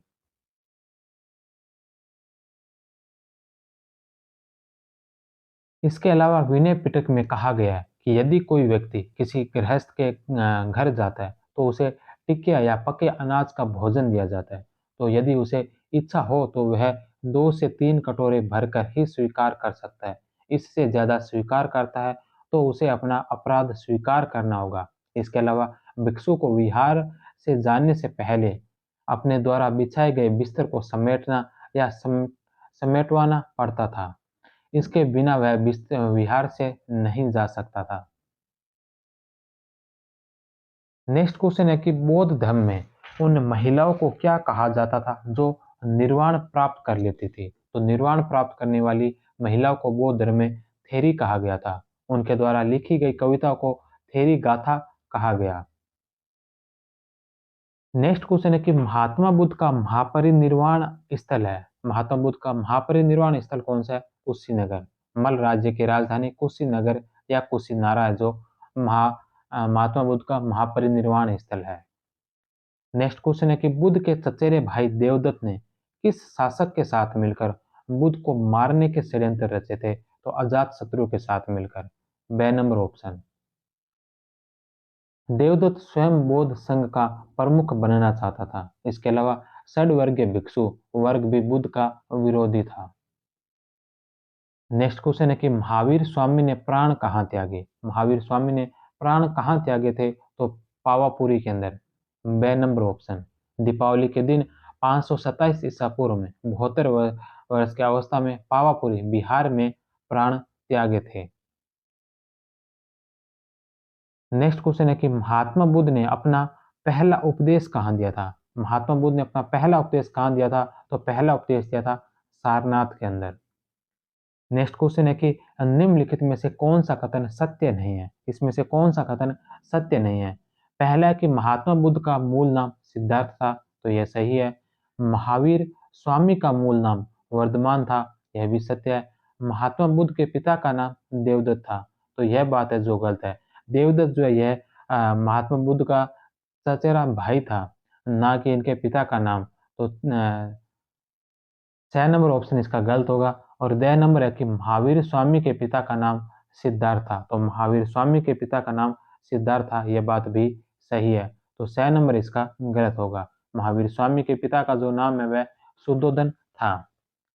नेक्स्ट क्वेश्चन है कि महायान संप्रदाय का सबसे महत्वपूर्ण दार्शनिक, महायान संप्रदाय का सबसे महत्वपूर्ण दार्शनिक ग्रंथ कौन सा है? तो वह है प्रज्ञा पारमिता। बे नंबर ऑप्शन। प्रज्ञा पारमिता की रचना नागार्जुन ने की थी। अवदान कल्पलता की क्षेमेंद्र ने। महाविभास शास्त्र की रचना वसुमित्र ने की थी। नेक्स्ट क्वेश्चन है कि पार्श्वनाथ का जन्म महावीर स्वामी से कितने वर्ष पूर्व हुआ था? तो पार्श्वनाथ का जो जन्म है यह महावीर स्वामी से 150 वर्ष पहले हुआ था। पार्श्वनाथ बनारस के राजा अश्वसेन के पुत्र थे। अश्वसेन के पुत्र थे। इनकी माता का नाम वामा देवी था। भद्रबाहु की कल्पसूत्र में जैन धर्म तीर्थंकरों का जीवन चरित्र वर्णित है। इसी से जानकारी मिलती है कि पार्श्वनाथ भी क्षत्रिय थे। नेक्स्ट क्वेश्चन है कि बौद्ध भिक्षुओं के लिए निम्नलिखित में से कौन सी गुफा दशरथ मौर्य द्वारा निर्मित की गई थी? बौद्ध भिक्षुओं के लिए कौन सी गुफा है जो दशरथ मौर्य के द्वारा निर्मित की गई थी? तो वह थी लोमर्स ऋषि की गुफा। लोमर्स ऋषि गुफा। बाकी तीनों जो गुफाएं हैं सुदामा, कर्ण चौपड़ और विष्णु झोंपड़ी गुफा, ये तीनों गुफाएं जो अशोक द्वारा सभी बराबर की पहाड़ियों में बोध गया बिहार में स्थित है। नेक्स्ट क्वेश्चन है कि महावीर स्वामी के जन्म व मृत्यु की तिथि क्या है? तो महावीर स्वामी के जन्म की तिथि 599 ईसा पूर्व और मृत्यु की तिथि 527 ईसा पूर्व। हालांकि जन्म की तिथि 599 ईसा पूर्व अधिक प्रचलित है, किंतु कुछ स्रोतों में 540 ईसा पूर्व में जन्म माना गया है। इनका जन्म बिहार के कुंडग्राम में हुआ है। कुंडग्राम का वर्तमान नाम वासुकुंड है। नेक्स्ट क्वेश्चन है कि महावीर स्वामी ने चतुर्विद संघ की स्थापना कहाँ की थी? महावीर स्वामी ने चतुर्विद संघ की स्थापना कहाँ की थी? तो यह की थी पावा के अंदर। चतुर्विद संघ पावा में स्थापित किया। चतुर्विद जिसमें भिक्षु, भिक्षुणी, श्रावक और श्राविका। नेक्स्ट क्वेश्चन है कि किस निकाय में महात्मा बुद्ध की महावीर स्वामी से भेंट व बुद्ध द्वारा महावीर की प्रशंसा का विवरण मिलता है? तो यह मिलता है मध्यम निकाय के अंदर। नेक्स्ट क्वेश्चन है कि बोध परछन बोध, परछन बोध किसे कहा जाता है? तो परछन बोध कहा जाता है शंकराचार्य को। परछन यानी छिपा हुआ, क्योंकि यह समझा गया कि वे बाहरी रूप से उपनिषद, ब्रह्मसूत्र आदि की व्याख्या करते हैं, लेकिन अंदर से वो बौद्ध थे। नेक्स्ट क्वेश्चन है कि महावीर स्वामी को ज्ञान की प्राप्ति कौन सी नदी के तट पर हुई थी? तो महावीर स्वामी को जो ज्ञान की प्राप्ति हुई थी, यह हुई थी रिजुपालिका नदी के तट पर। बे नंबर ऑप्शन। 42 वर्ष की आयु में जाम्बिक गांव के निकट रिजुपालिका नदी के तट पर वैशाख शुक्ल त्रयोदशी को ज्ञान प्राप्ति हुई। इसके लिए जैन धर्म में कैवल्य शब्द व बौद्ध धर्म में निर्वाण शब्द इस्तेमाल किया जाता है। नेक्स्ट क्वेश्चन है कि महात्मा बुद्ध की शयन मुद्रा में प्राचीनतम मूर्ति स्थित है? महात्मा बुद्ध की शयन मुद्रा के अंदर प्राचीनतम मूर्ति कहाँ पर स्थित है? कुशीनगर में। The number option. कुशीनगर में पत्थर से बनी हुई है। वर्तमान में शयन मुद्रा में सबसे बड़ी जो प्रतिमा है बोध गया में बनाई जा रही है। नेक्स्ट क्वेश्चन है कि महाविनिष्क्रमण के समय महात्मा बुद्ध की आयु कितनी थी? महाविनिष्क्रमण के समय महात्मा बुद्ध की आयु कितनी थी? तो यह आयु थी 29 वर्ष। नेक्स्ट क्वेश्चन है कि बौद्ध संघों में होने वाले अधिवेशनों में गण पूर्ति हेतु कितने सदस्यों की आवश्यकता होती थी? बौद्ध संघ में अधिवेशनों में गण पूर्ति हेतु कितने सदस्यों की आवश्यकता होती थी? तो 20 सदस्य है। बे नंबर ऑप्शन। अधिवेशनों में गण पूर्ति हेतु न्यूनतम 20 सदस्यों की आवश्यकता होती थी। बौद्ध संघ में प्रवेश हेतु उप संपदा न्यूनतम 15 वर्ष की आयु तय की गई।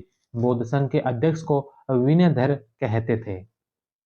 नेक्स्ट क्वेश्चन है कि किस स्तूप से कौशल नरेश प्रसेनजीत व बुद्ध की भेंट की जानकारी मिलती है? तो यह मिलती है भरूत स्तूप से। The number option.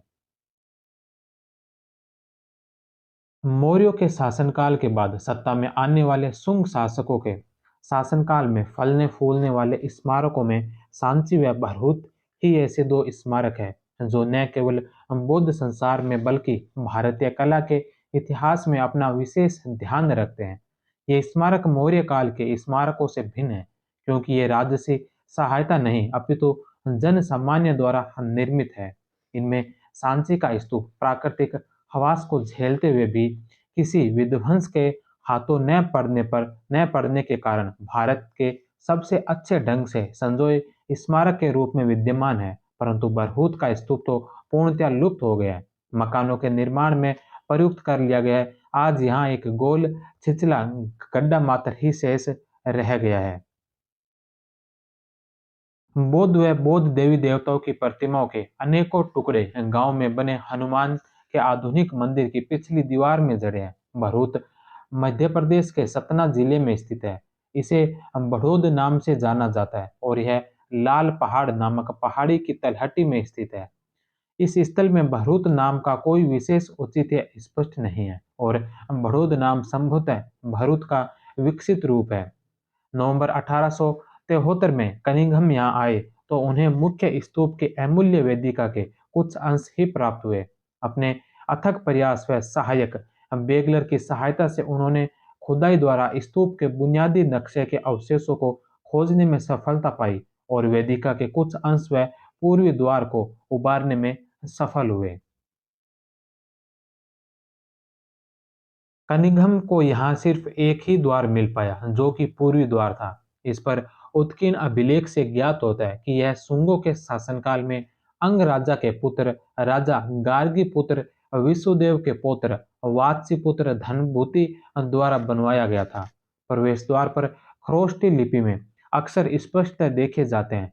जब वेदिका के अभिलेखों में सभी ब्राह्मी लिपि के अक्षरों का ही प्रयोग हुआ है, इस आधार पर कनिंघम की मान्यता है कि प्रवेश द्वारों का निर्माण पाश्चात्य कलाकारों द्वारा किया हुआ है। इन अवशेषों को कलकत्ता के भारतीय संग्रहालय में नगोद के राजा की भेंट के रूप में सुरक्षित भिजवा दिया गया है। बाद में पंडित बृजमोहन व्यास द्वारा समीपस्थ गांव के लोगों से वेदिका के 54 खंड प्राप्त कर इलाहाबाद संग्रहालय में लाए गए। बरहूत की कला एक जन आंदोलन की प्रभावशाली अभिव्यक्ति है। शास्त्रीय गुणों वाली मौर्य कला की अपेक्षा यह देसी लोक कला पुरातन प्रतीत होती है। नेक्स्ट क्वेश्चन है कि निम्नलिखित में से कौन सा दिगंबर संप्रदाय से संबंधित नहीं है। निम्नलिखित में से कौन सा दिगंबर संप्रदाय से संबंधित नहीं है। तो बीसपंथी, तारणपंथी और तोतापंथी ये तीनों दिगंबर संप्रदाय से संबंधित है। वहीं पुजेरा जो यह श्वेतांबर संप्रदाय से संबंधित है। पुजेरा या मंदिर मार्गी श्वेतांबर संप्रदाय से संबंधित है। बीसपंथी, तोतापंथी, तारणपंथी, गुमानपंथी सभी दिगंबर संप्रदाय से संबंधित है। नेक्स्ट क्वेश्चन है कि प्राचीन काल में किस क्षेत्र में स्थापित जैन मठों को बसादी कहते थे। प्राचीन काल में कौन से क्षेत्र में स्थापित जैन मठों को बसादी कहा जाता था। तो कर्नाटक में स्थित जैन मठों को जो बसादी कहा जाता था। नेक्स्ट क्वेश्चन है, दो कथन है। पहला है कि बुद्ध कालीन समाज में निजी संपत्ति के रूप में भूमि की अवधारणा का विकास हो चुका था।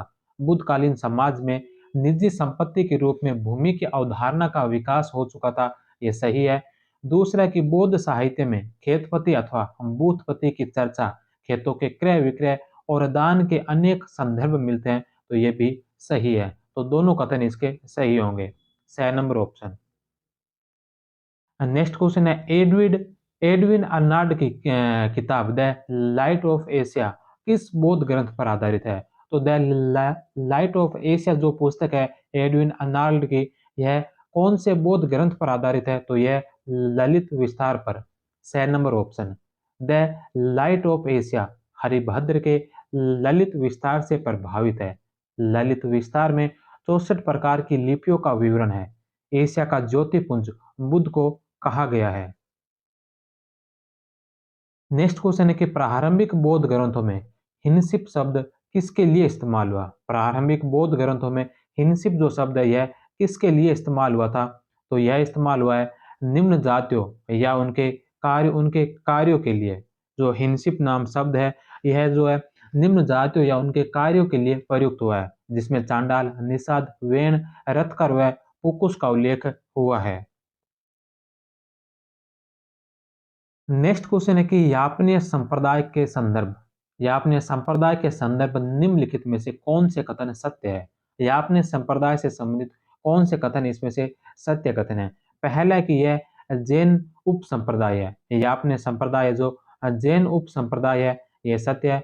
इसकी स्थापना सिरिकलस नामक दिगंबर साधु ने की थी। तो इसकी स्थापना सिरिकलस नामक साधु ने की थी, लेकिन वो दिगंबर नहीं था, वह श्वेतांबर था। इसलिए 2 नंबर ऑप्शन इसका गलत होगा। तीसरा कि इस संप्रदाय के अनुसार महिलाएं भी मोक्ष प्राप्त कर सकती थी, यह बात सही है। तो इसमें सत्य कथन बताने 1 और 3।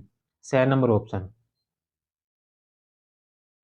श्वेतांबर साधु श्री कलश ने इसकी स्थापना की। सामान्यतः ये साधु नग्न रहते थे, किंतु भिक्षाटन के समय जनन ग्रंथियों को ढक लेते थे। अतः यह श्वेतांबर और दिगंबर का मिश्रित रूप है।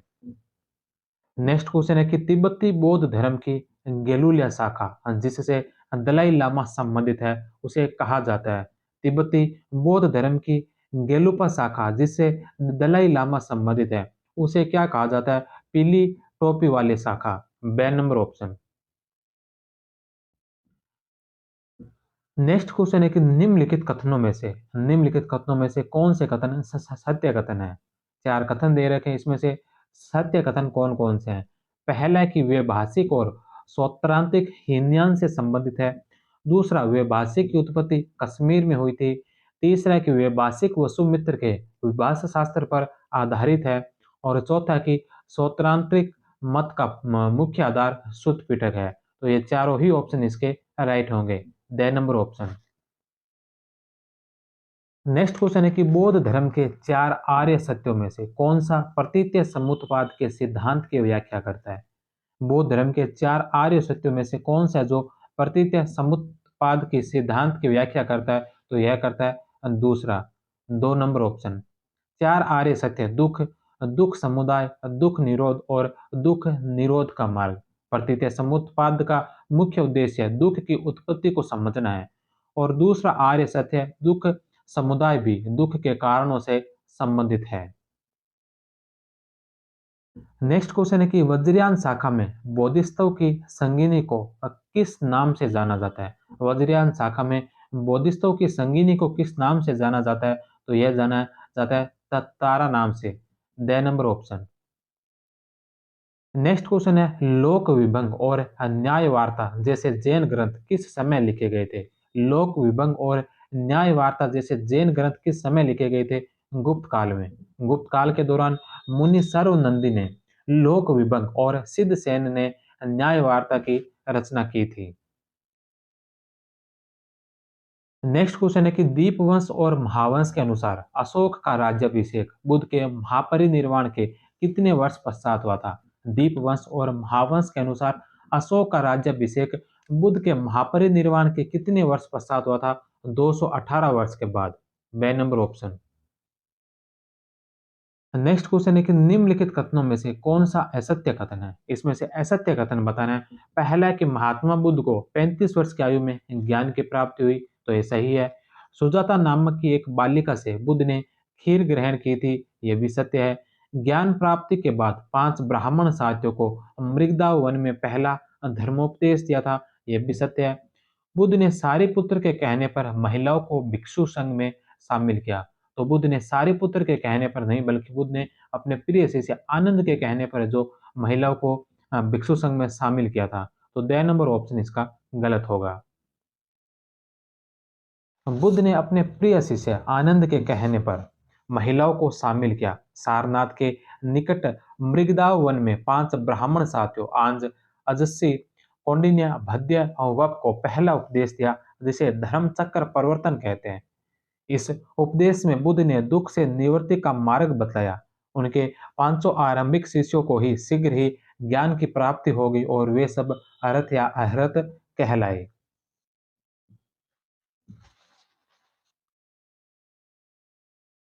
नेक्स्ट क्वेश्चन है कि नेक्स्ट क्वेश्चन है अशोक का कौन सा अभिलेख महात्मा बुद्ध के जन्म का अभिलेख प्रमाण प्रस्तुत करता है? अशोक का कौन सा अभिलेख महात्मा बुद्ध के जन्म का अभिलेख प्रमाण प्रस्तुत करता है? तो रुमनदेही स्तंभ लेख।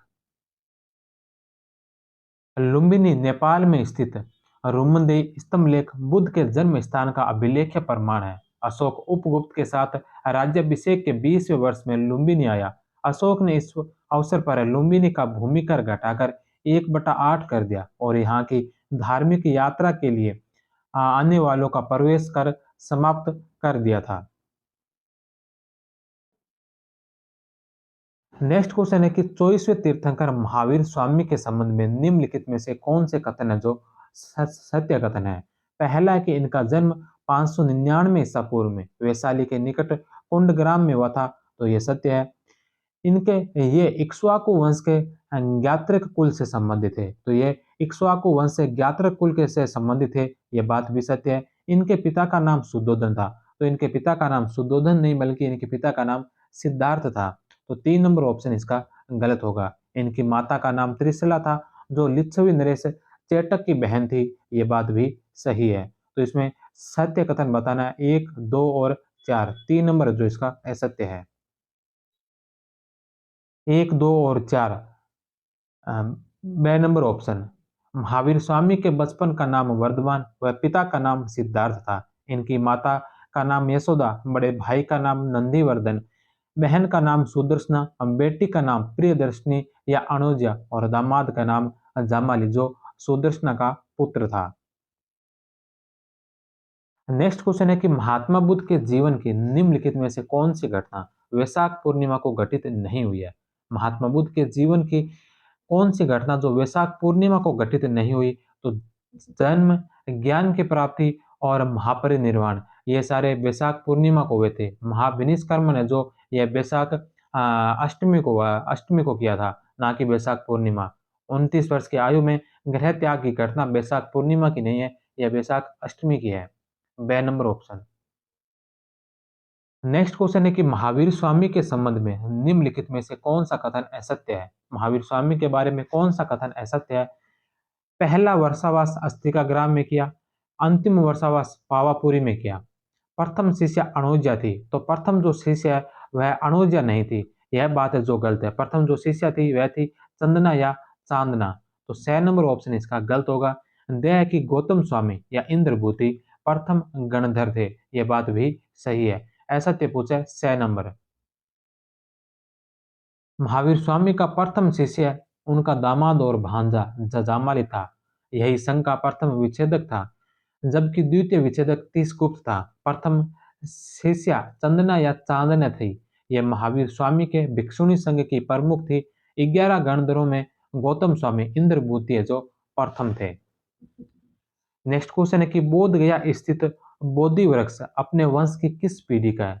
बोध गया में जो अभी बोधि वृक्ष है यह अपने वंश की कौन सी पीढ़ी का है, तो यह पांचवी पीढ़ी का वृक्ष है जो अलेक्जेंडर कनिंघम के द्वारा लगाया गया था। इसका जो सबसे पहला जो पेड़ था जो बुद्ध के काल का था उसे तीसरे रक्षित ने कटवा दिया था। उसके बाद उसे पुनः लगाया गया। फिर उसके पश्चात पुष्यमित्र शुंग ने इसे कटवाया था। उसके पश्चात शशांक ने कटवाया था। फिर चौथी बार है जो मुस्लिम आक्रांताओं के कारण मुस्लिम आक्रांत आए थे उन्होंने काटा था। इसके पश्चात एक बार इसे प्राकृतिक कारणों के कारण ये टूट गया था। ये जो अभी अंत में जो अभी पांचवी पीढ़ी का जो वृक्ष है इसे अलेक्जेंडर कनिंघम के द्वारा लगवाया गया है। नेक्स्ट क्वेश्चन है कि महात्मा बुद्ध की माता माया या महामाया किस वंश से थी। महात्मा बुद्ध की माता महामाया कौन से वंश की थी। कौल्य वंश की। बुद्ध की माता माया कौल्य गणराज्य की थी। पिता सुद्धोधन कपिल वस्तु के शाक्य गणराज्य के प्रधान थे। नेक्स्ट क्वेश्चन है कि बौद्ध परंपराओं के अनुसार जन्म के कुछ समय बाद महात्मा बुद्ध के शरीर पर महापुरुषों के कितने लक्षणों का दर्शन किया था, तो 32 लक्षणों का। 6 नंबर ऑप्शन। महात्मा बुद्ध का जन्म 563 ईसा पूर्व में लुम्बिनी के एक उपवन में हुआ। उनके पिता शुद्धोधन का शासन कपिलवस्तु में था और वे शाक्यों के मुखिया थे। उनकी माता का नाम माया था जो बुद्ध के जन्म के कुछ दिन बाद ही चल बसी। बुद्ध के जन्म के कुछ ही समय बाद उनके शरीर पर महापुरुषों के 32 लक्षणों का दर्शन किया गया। नेक्स्ट क्वेश्चन है कि बोधिसत्व का सिद्धांत किससे संबंधित है। बोधिसत्व का सिद्धांत किससे संबंधित है। महायान से। नेक्स्ट क्वेश्चन है कि निम्नलिखित में से किस जैन तीर्थंकर को राजा जनक का पूर्वज बताया गया। कौन से जैन तीर्थंकर को है जो राजा जनक का पूर्वज बताया गया। नमीनाथ को। 21वें तीर्थंकर नमीनाथ है जिनको जनक का पूर्वज बताया जाता है। जैन धर्म में निष्काम व अनासक्ति भाव जोड़ने वाले नमीनाथ थे। नेक्स्ट क्वेश्चन है कि जैन धर्म के संबंध में निम्नलिखित में से कौन सा कथन सत्य नहीं है। कौन सा कथन है जो सत्य नहीं है। पहले तीर्थंकर ऋषभ देव का जन्म अयोध्या में हुआ था, यह सही है। दूसरा कथन है कि दूसरे तीर्थंकर अजीतनाथ का जन्म मथुरा में हुआ था, तो दूसरे तीर्थंकर अजीतनाथ का जन्म मथुरा में नहीं बल्कि अयोध्या में हुआ था। 2 नंबर ऑप्शन इसका गलत होगा। तीसरा कि ऋषभ देव का प्रतीक वृषभ है और अजीतनाथ का प्रतीक हाथी है, तो स और द भी सही है। असत्य कथन 2 नंबर ऑप्शन। नेक्स्ट क्वेश्चन है कि समेध शिखर किस पर्वत से संबंधित है। समेध शिखर है जो कौन से पर्वत कौन से धर्म से संबंधित है, तो यह जैन धर्म से। कुछ वर्ष पूर्व झारखंड सरकार द्वारा समेध शिखर को पर्यटन स्थल घोषित करने के बाद लंबा आंदोलन चला। इस पर कई तीर्थंकरों ने तपस्या की है। पार्श्वनाथ को तप के 84वें दिन यहाँ ज्ञान की प्राप्ति हुई थी। नेक्स्ट क्वेश्चन है कि महावीर स्वामी के संबंध में निम्नलिखित कथनों में से कौन से कथन सत्य कथन है। तो महावीर स्वामी से संबंधित इसमें से कौन से कथन है जो सत्य है। पहला है कि महावीर ने 30 वर्ष की आयु में गृह त्याग किया, तो यह सही है। गृह त्याग से पहले उन्होंने अपने बड़े भाई नंदीवर्धन की अनुमति ली, यह भी सत्य है। तीसरा कि महावीर के गृह त्याग के समय तक उनके माता पिता की मृत्यु हो चुकी थी, ये भी सही है। गृह त्याग के 6 वर्ष पश्चात उन्हें ज्ञान की प्राप्ति हुई, तो यह बात गलत है। 6 वर्ष नहीं बल्कि 12 वर्ष पश्चात जो उन्हें ज्ञान की प्राप्ति हुई थी। वो 30 वर्ष की अवस्था में उन्होंने गृह त्याग किया था और 42 वर्ष की अवस्था में उन्हें ज्ञान की प्राप्ति हुई थी। 30 वर्ष की आयु में अपने बड़े भाई नंदीवर्धन की अनुमति से गृह त्याग किया। उन्होंने घोषणा की कि वे अपने माता-पिता के जीवित रहते संसार का त्याग नहीं करेंगे। गृह त्याग के 13वें महीने में उन्होंने स्वर्ण बालुका नदी के तट पर इन्होंने समस्त वस्त्रों का त्याग कर दिया। गृह त्याग के 12 वर्ष पश्चात यानी 42 वर्ष की आयु में जंबिक ग्राम के निकट ऋजुपालिका या उज्जुवाल्या नदी के तट पर साल वृक्ष के नीचे ज्ञान की प्राप्ति हुई। नेक्स्ट क्वेश्चन है कि कुषाणों के समय जैन धर्म का प्रमुख केंद्र कौन सा था? कुषाणों के समय जैन धर्म का प्रमुख केंद्र जो था यह था मथुरा। अब बे नंबर ऑप्शन। कुषाणों के समय जैन धर्म का प्रमुख केंद्र मथुरा था। अशोक के पुत्र संपर्ति के समय उज्जैन प्रमुख जैन केंद्र था। मथुरा उस वक्त भी प्रमुख जैन केंद्र था। नेक्स्ट क्वेश्चन है कि बौद्ध संघ का आभूषण किसे कहा जाता है? बौद्ध संघ का आभूषण किसे कहा जाता है? जीवक को। The number option. वेद जीवक को बौद्ध संघ का आभूषण कहा गया। बिंबिसार ने अपने राजवेद जीवक को बुद्ध और बौद्ध संघ का वेद नियुक्त किया। उसका चिकित्सा शुल्क 1600 कारसापण था। नेक्स्ट क्वेश्चन है कि जैन परंपरा में ऋषभदेव से पूर्व कितने कुलकर हुए थे? जैन परंपरा में ऋषभदेव से पूर्व कितने कुलकर हुए थे? 14। कुलकर या मनु जो लोगों को जीवन जीने की कला सिखाते हैं और कुल की तरह इकट्ठे रहने का उपदेश देते हैं, उन्हें कुलकर कहा जाता है। ऋषभदेव से पहले 14 कुलकर हुए। सलाका पुरुष जैन धर्म में 63 सलाका पुरुषों की मान्यता है, जिनमें 24 तीर्थंकर, 12 चक्रवर्ती, 9 बलभद्र, 9 नारायण और 9 प्रतिनारायण हैं। नेक्स्ट क्वेश्चन है कि महात्मा बुद्ध का अंतिम वर्षावास कहाँ था? तो अंतिम वर्षावास वैशाली में। महावीर स्वामी ने कितने गणधर नियुक्त किए थे? 11 गणधर। पावा में महावीर स्वामी ने जैन संघ की स्थापना की। यहाँ 11 ब्राह्मणों को दीक्षित कर उन्हें 11 समूह में बांट दिया। प्रत्येक समूह के प्रमुख के रूप में एक गणधर नियुक्त किया। ये सभी 11 गणधर मगध के ब्राह्मण थे। महावीर की मृत्यु के पश्चात सुधर्मन ही जीवित बचे थे। नौ की उनकी मृत्यु हो चुकी थी। नौ की मृत्यु पहले हो चुकी थी और इंद्रभूति की उसी दिन मृत्यु हुई थी। इस कारण सुधर्मन संघ के अध्यक्ष बने और 20 वर्षों तक इस पद पर रहे थे। नेक्स्ट क्वेश्चन है कि महावीर स्वामी के संबंध में निम्नलिखित में से कौन से कथन सत्य कथन है? पहला कि उनकी मृत्यु 72 वर्ष की अवस्था में हुई। उनकी मृत्यु पावापुरी में मल्ल राज्य के शासक सस्तीपाल के महल में हुई। जाम्बाली उनका पहला शिष्य और दामाद था। उन्हें 42 वर्ष की अवस्था में ज्ञान की प्राप्ति हुई। तो चारों ही ऑप्शन इसके राइट होंगे। The number option. Next question है कि निम्नलिखित में से कौन से एक जैन तीर्थंकर निम्नलिखित में से कौन से एक जैन तीर्थंकर नहीं है? इनमें से कौन है जो जैन तीर्थंकर नहीं है? तो अजीत नाथ, विमल नाथ और मल्लीनाथ ये तीनों जैन तीर्थंकर है। चांदनाथ है जो जैन तीर्थंकर नहीं है। नेक्स्ट क्वेश्चन है कि महात्मा बुद्ध के जीवन की संपूर्ण घटनाओं व उनसे जुड़े स्थलों को कौन सा सुमेलित नहीं है? धर्मचक्र परिवर्तन सारनाथ में, प्रथम वर्षावास भी सारनाथ में बिताया। अंतिम वर्षावास है जो पीपर हवा में नहीं बल्कि अंतिम वर्षावास है वैशाली के वेलुग्राम विहार में बिताया था। तो 6 नंबर ऑप्शन इसका गलत होगा। महापरिनिर्वाण है जो कुशीनगर या जिसे कुशीनारा भी कहा जाता है, कुशीनगर या कुशीनारा में महापरिनिर्वाण हुआ था। ए, बे और द सही है। स जो इसका गलत होगा।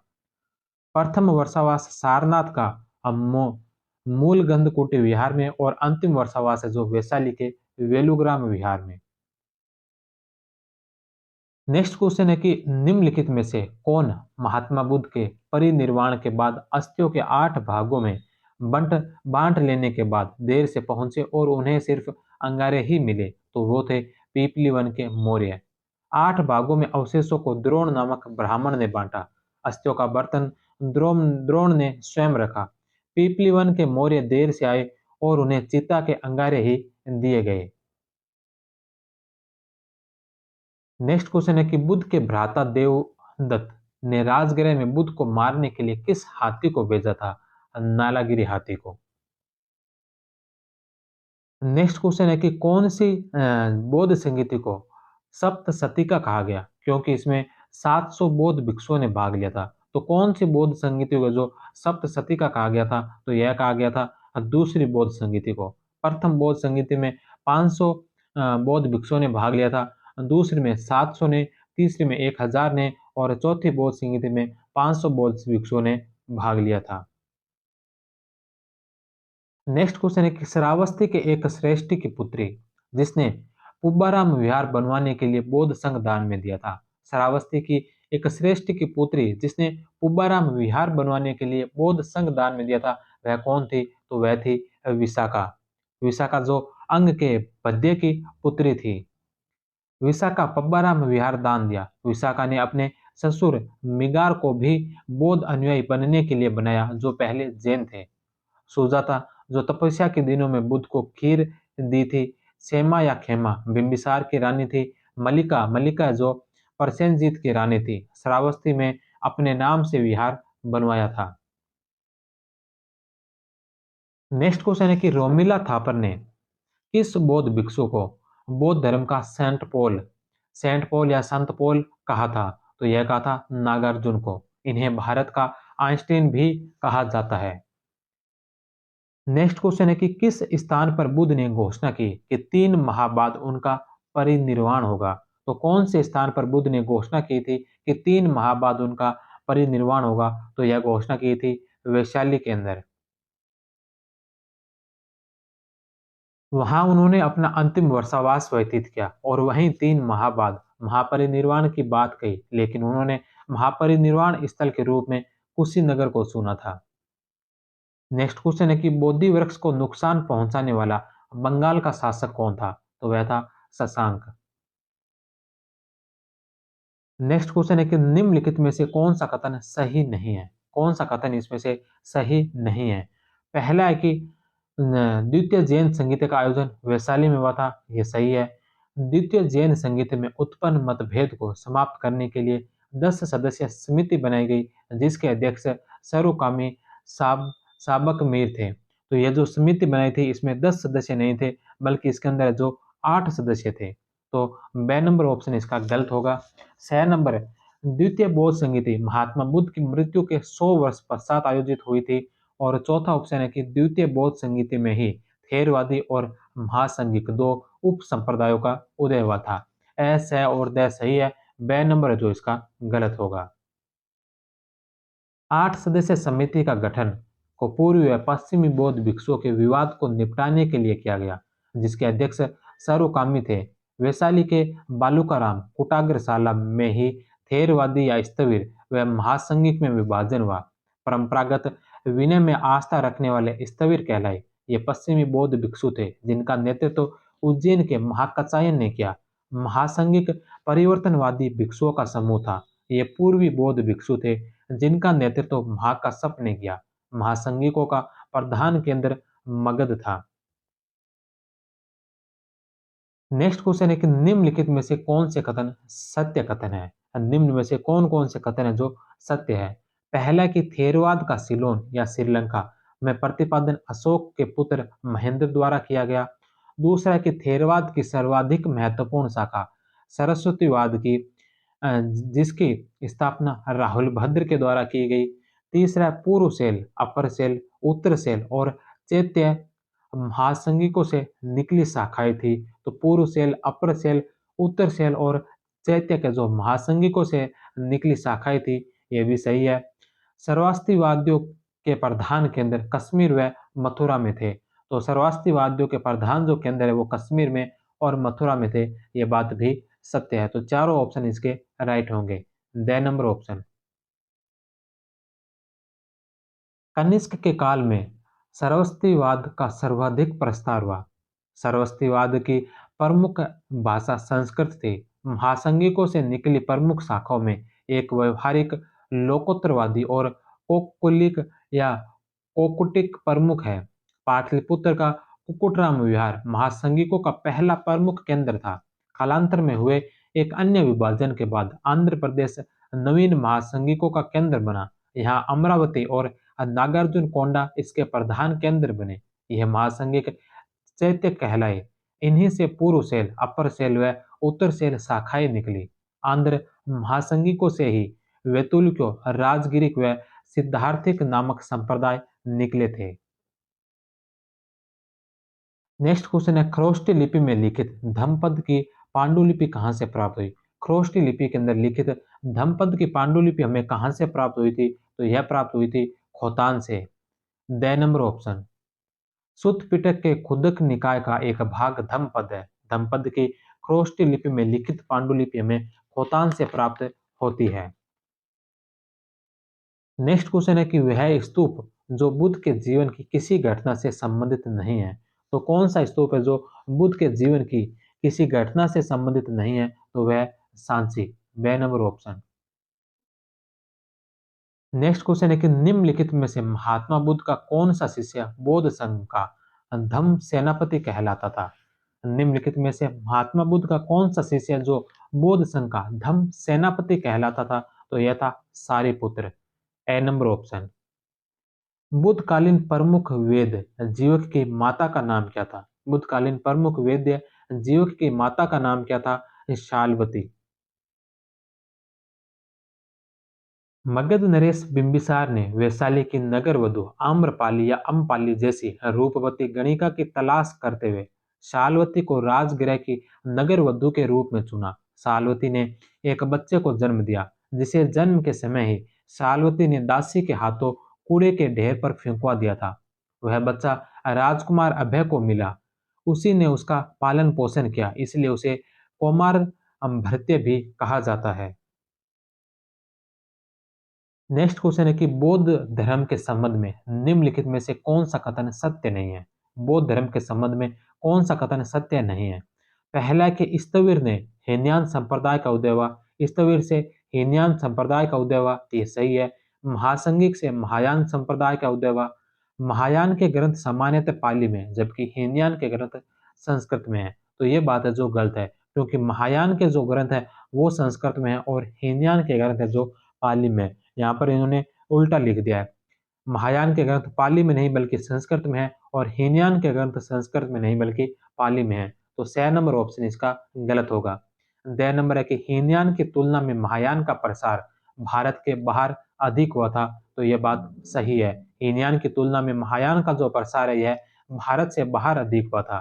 तो ए, बे और द सही है। स नंबर जो इसका असत्य होगा। नेक्स्ट क्वेश्चन है कि निम्नलिखित में से कौन सा कथन सत्य है? निम्नलिखित में से कौन सा कथन सत्य है? पहला है कि वे बासिक और सौत्रांतिक हीनयान के प्रमुख संप्रदाय थे, तो यह सही है। दूसरा है वे बासिक की उत्पत्ति कश्मीर में हुई, तो यह भी सत्य है। तीसरा है कि वे बासिक संप्रदाय का आधार वसुमित्र की विभाषा विभाषा शास्त्र था। वे बासिक संप्रदाय का आधार जो है वसुमित्र की विभाषा शास्त्र था, यह बात भी सत्य है। सौत्रांतिक के प्रवर्तक नागार्जुन थे। सौत्रांतिक के जो प्रवर्तक है ये नागार्जुन नहीं बल्कि ये थे कुमार लात या कुमार लब्ध। 4 नंबर इसका गलत होगा। तो इसमें पूछा है सत्य कथन 1, 2 और 3। 1, 2 और 3 बे नंबर ऑप्शन। सौत्रांतिक सुत पिटक पर आधारित है। इसके प्रवर्तक तक्षशिला निवासी कुमार लात या कुमार लब्ध थे।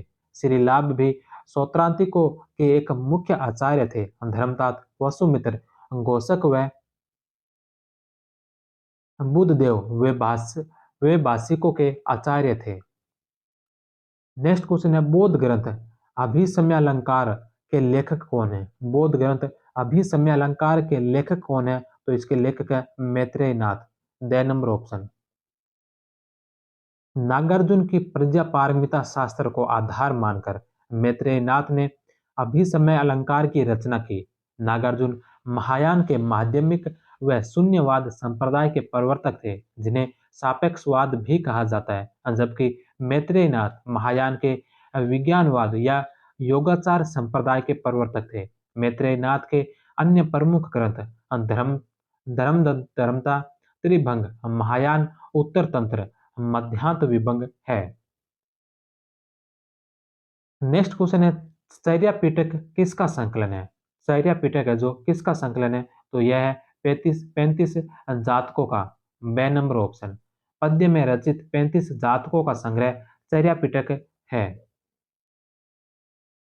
नेक्स्ट क्वेश्चन है कि निम्नलिखित में से कौन सा एक जैन ग्रंथ नहीं है? इनमें से कौन सा एक है जो जैन ग्रंथ नहीं है? तो निषिद्ध सूत्र, विधान चिंतामणि और तत्वार्थी निगम सूत्र, ये तीनों जैन ग्रंथ है। वहीं ये यमक, यमक जो है यह जैन ग्रंथ नहीं बल्कि यह बौद्ध ग्रंथ है, बे नंबर ऑप्शन।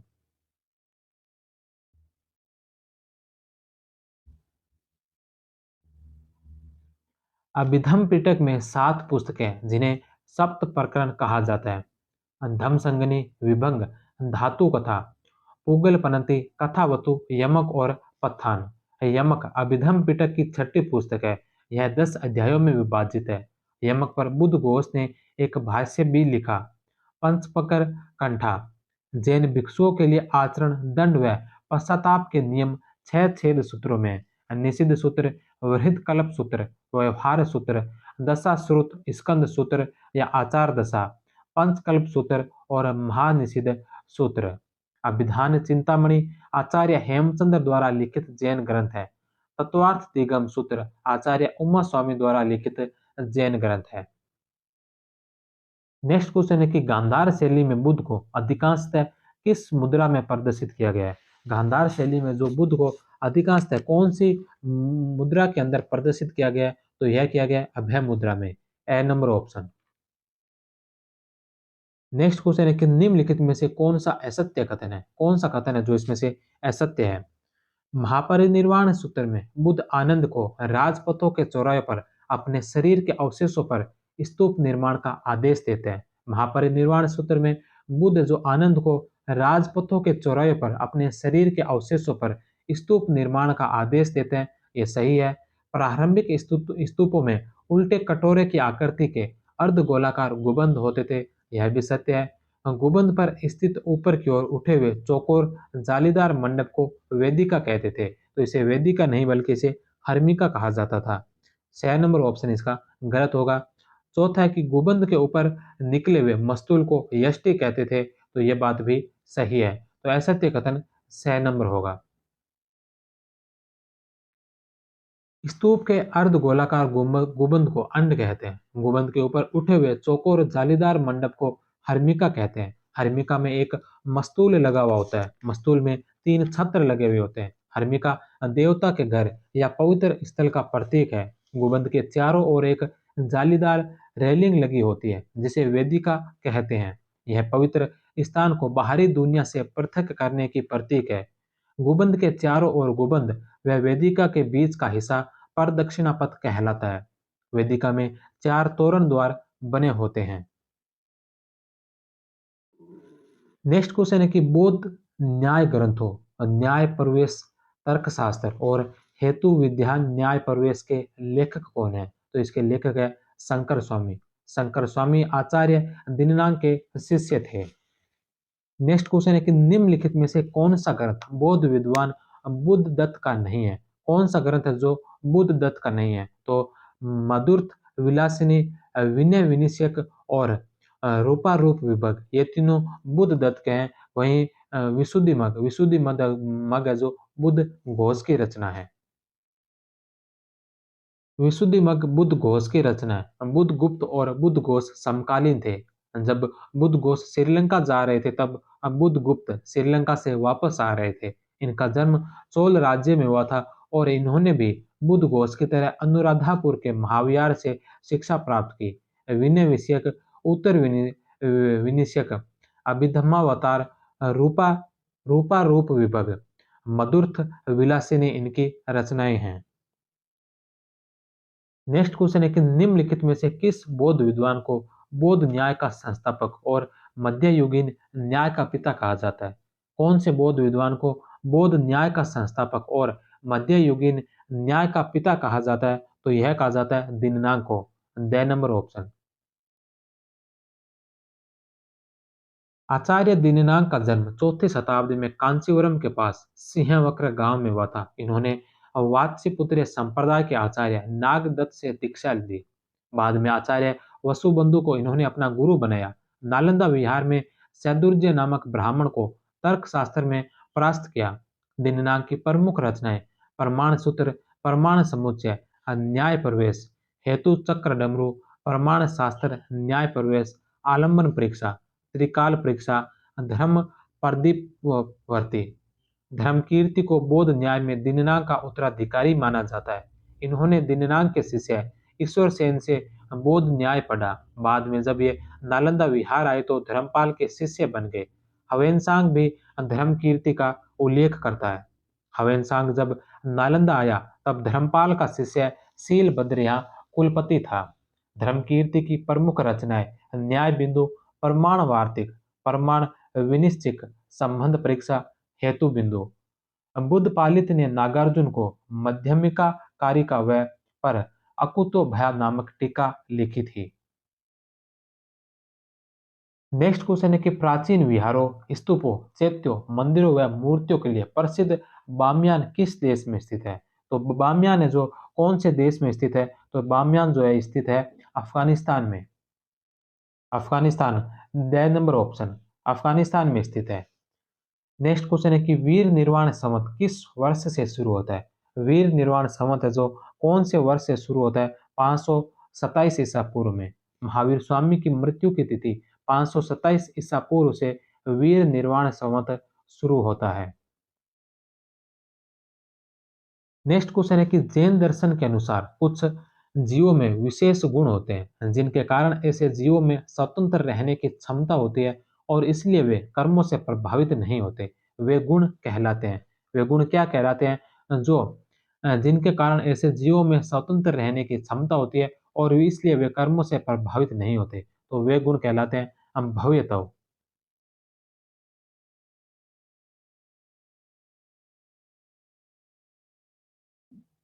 कुछ जीवों में विशेष गुण होते हैं जो हम भवितव कहलाते हैं। ऐसे जीवों में स्वतंत्र रहने की क्षमता होती है और इसलिए वे कर्मों से प्रभावित नहीं होते। सही ज्ञान और प्रयासों के द्वारा जीव के प्रति कर्मों के प्रभाव को रोका जा सकता है, जिसे संवर कहते हैं। इसके बाद की अवस्था निर्जरा की होती है। अनभिज्ञता से सर्वज्ञता की ओर बढ़ने के क्रम में शुद्धिकरण के 14 सोपानों को पार करना होता है, जिन्हें गुण स्थानों की संज्ञा दी गई है। इन सोपानों में 13वां सोपान केवल ज्ञान है, जिस स्थिति में व्यक्ति अरहत कहलाता है।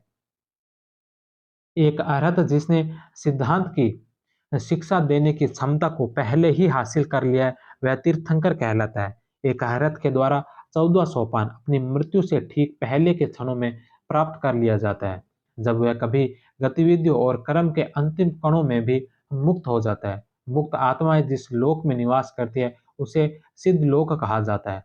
वह स्थिति जब कर्म आकर्षित होकर जीव की ओर प्रवाहित होती है तो उसे आश्रव कहते हैं। नेक्स्ट क्वेश्चन है जैन दर्शन में त्रियच का अर्थ है। जैन दर्शन में त्रियच का अर्थ क्या है? तो वह पेड़ पौधे और जीव जंतु। जैन दर्शन में देव, मनुष्य, नरकी तथा तिर्यच पेड़ पौधों और जीव जंतु अस्तित्व के इन चार रूपों को स्वीकार करता है। निगोद वे जीव होते हैं जो केवल स्पर्श इंद्रिय से युक्त होते हैं। इनका जन्म समूहों में होता है और यह क्षण भर में समाप्त भी हो जाता है।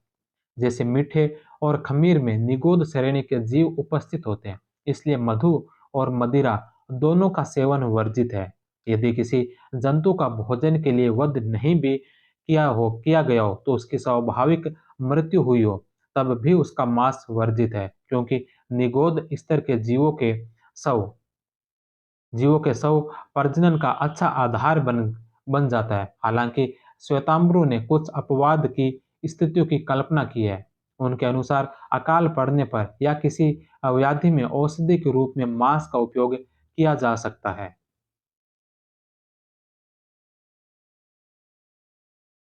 नेक्स्ट क्वेश्चन है कि जैनियों का अयाजक वर्ग या जन सामान्य वर्ग जिन व्यवहारों का अनुपालन करता है उन्हें कहा जाता है। जैनियों का अयाजक या जन सामान्य जो वर्ग है वह जिन व्यवहारों का अनुपालन करता है उन्हें क्या कहा जाता है? तो उन्हें कहा जाता है अणुव्रत। The number option. Next question है कि जैन दर्शन में निम्नलिखित में से किस व्यवसाय को वर्जित माना गया है? जैन दर्शन के अंदर कौन से व्यवसाय को वर्जित माना गया है? तो पशुपालन को। The number option. आखेट या पशुपालन जैसे व्यवसायों को पूर्ण रूप से वर्जित माना गया है, जिसमें हिंसा अपरिहार्य है। जैन ग्रंथों में जिन 6 व्यवसायों को धार्मिक मान्यता दी गई है वे है असी, प्रशासन, मसी, लेखन, कृषि, विद्या, कला, वाणिज्य और शिल्प। इनमें से असी और कृषि दोनों व्यवसायों को हे दृष्टि से देखा गया है, क्योंकि इन दोनों में हिंसा की अत्यधिक संभावना निहित है।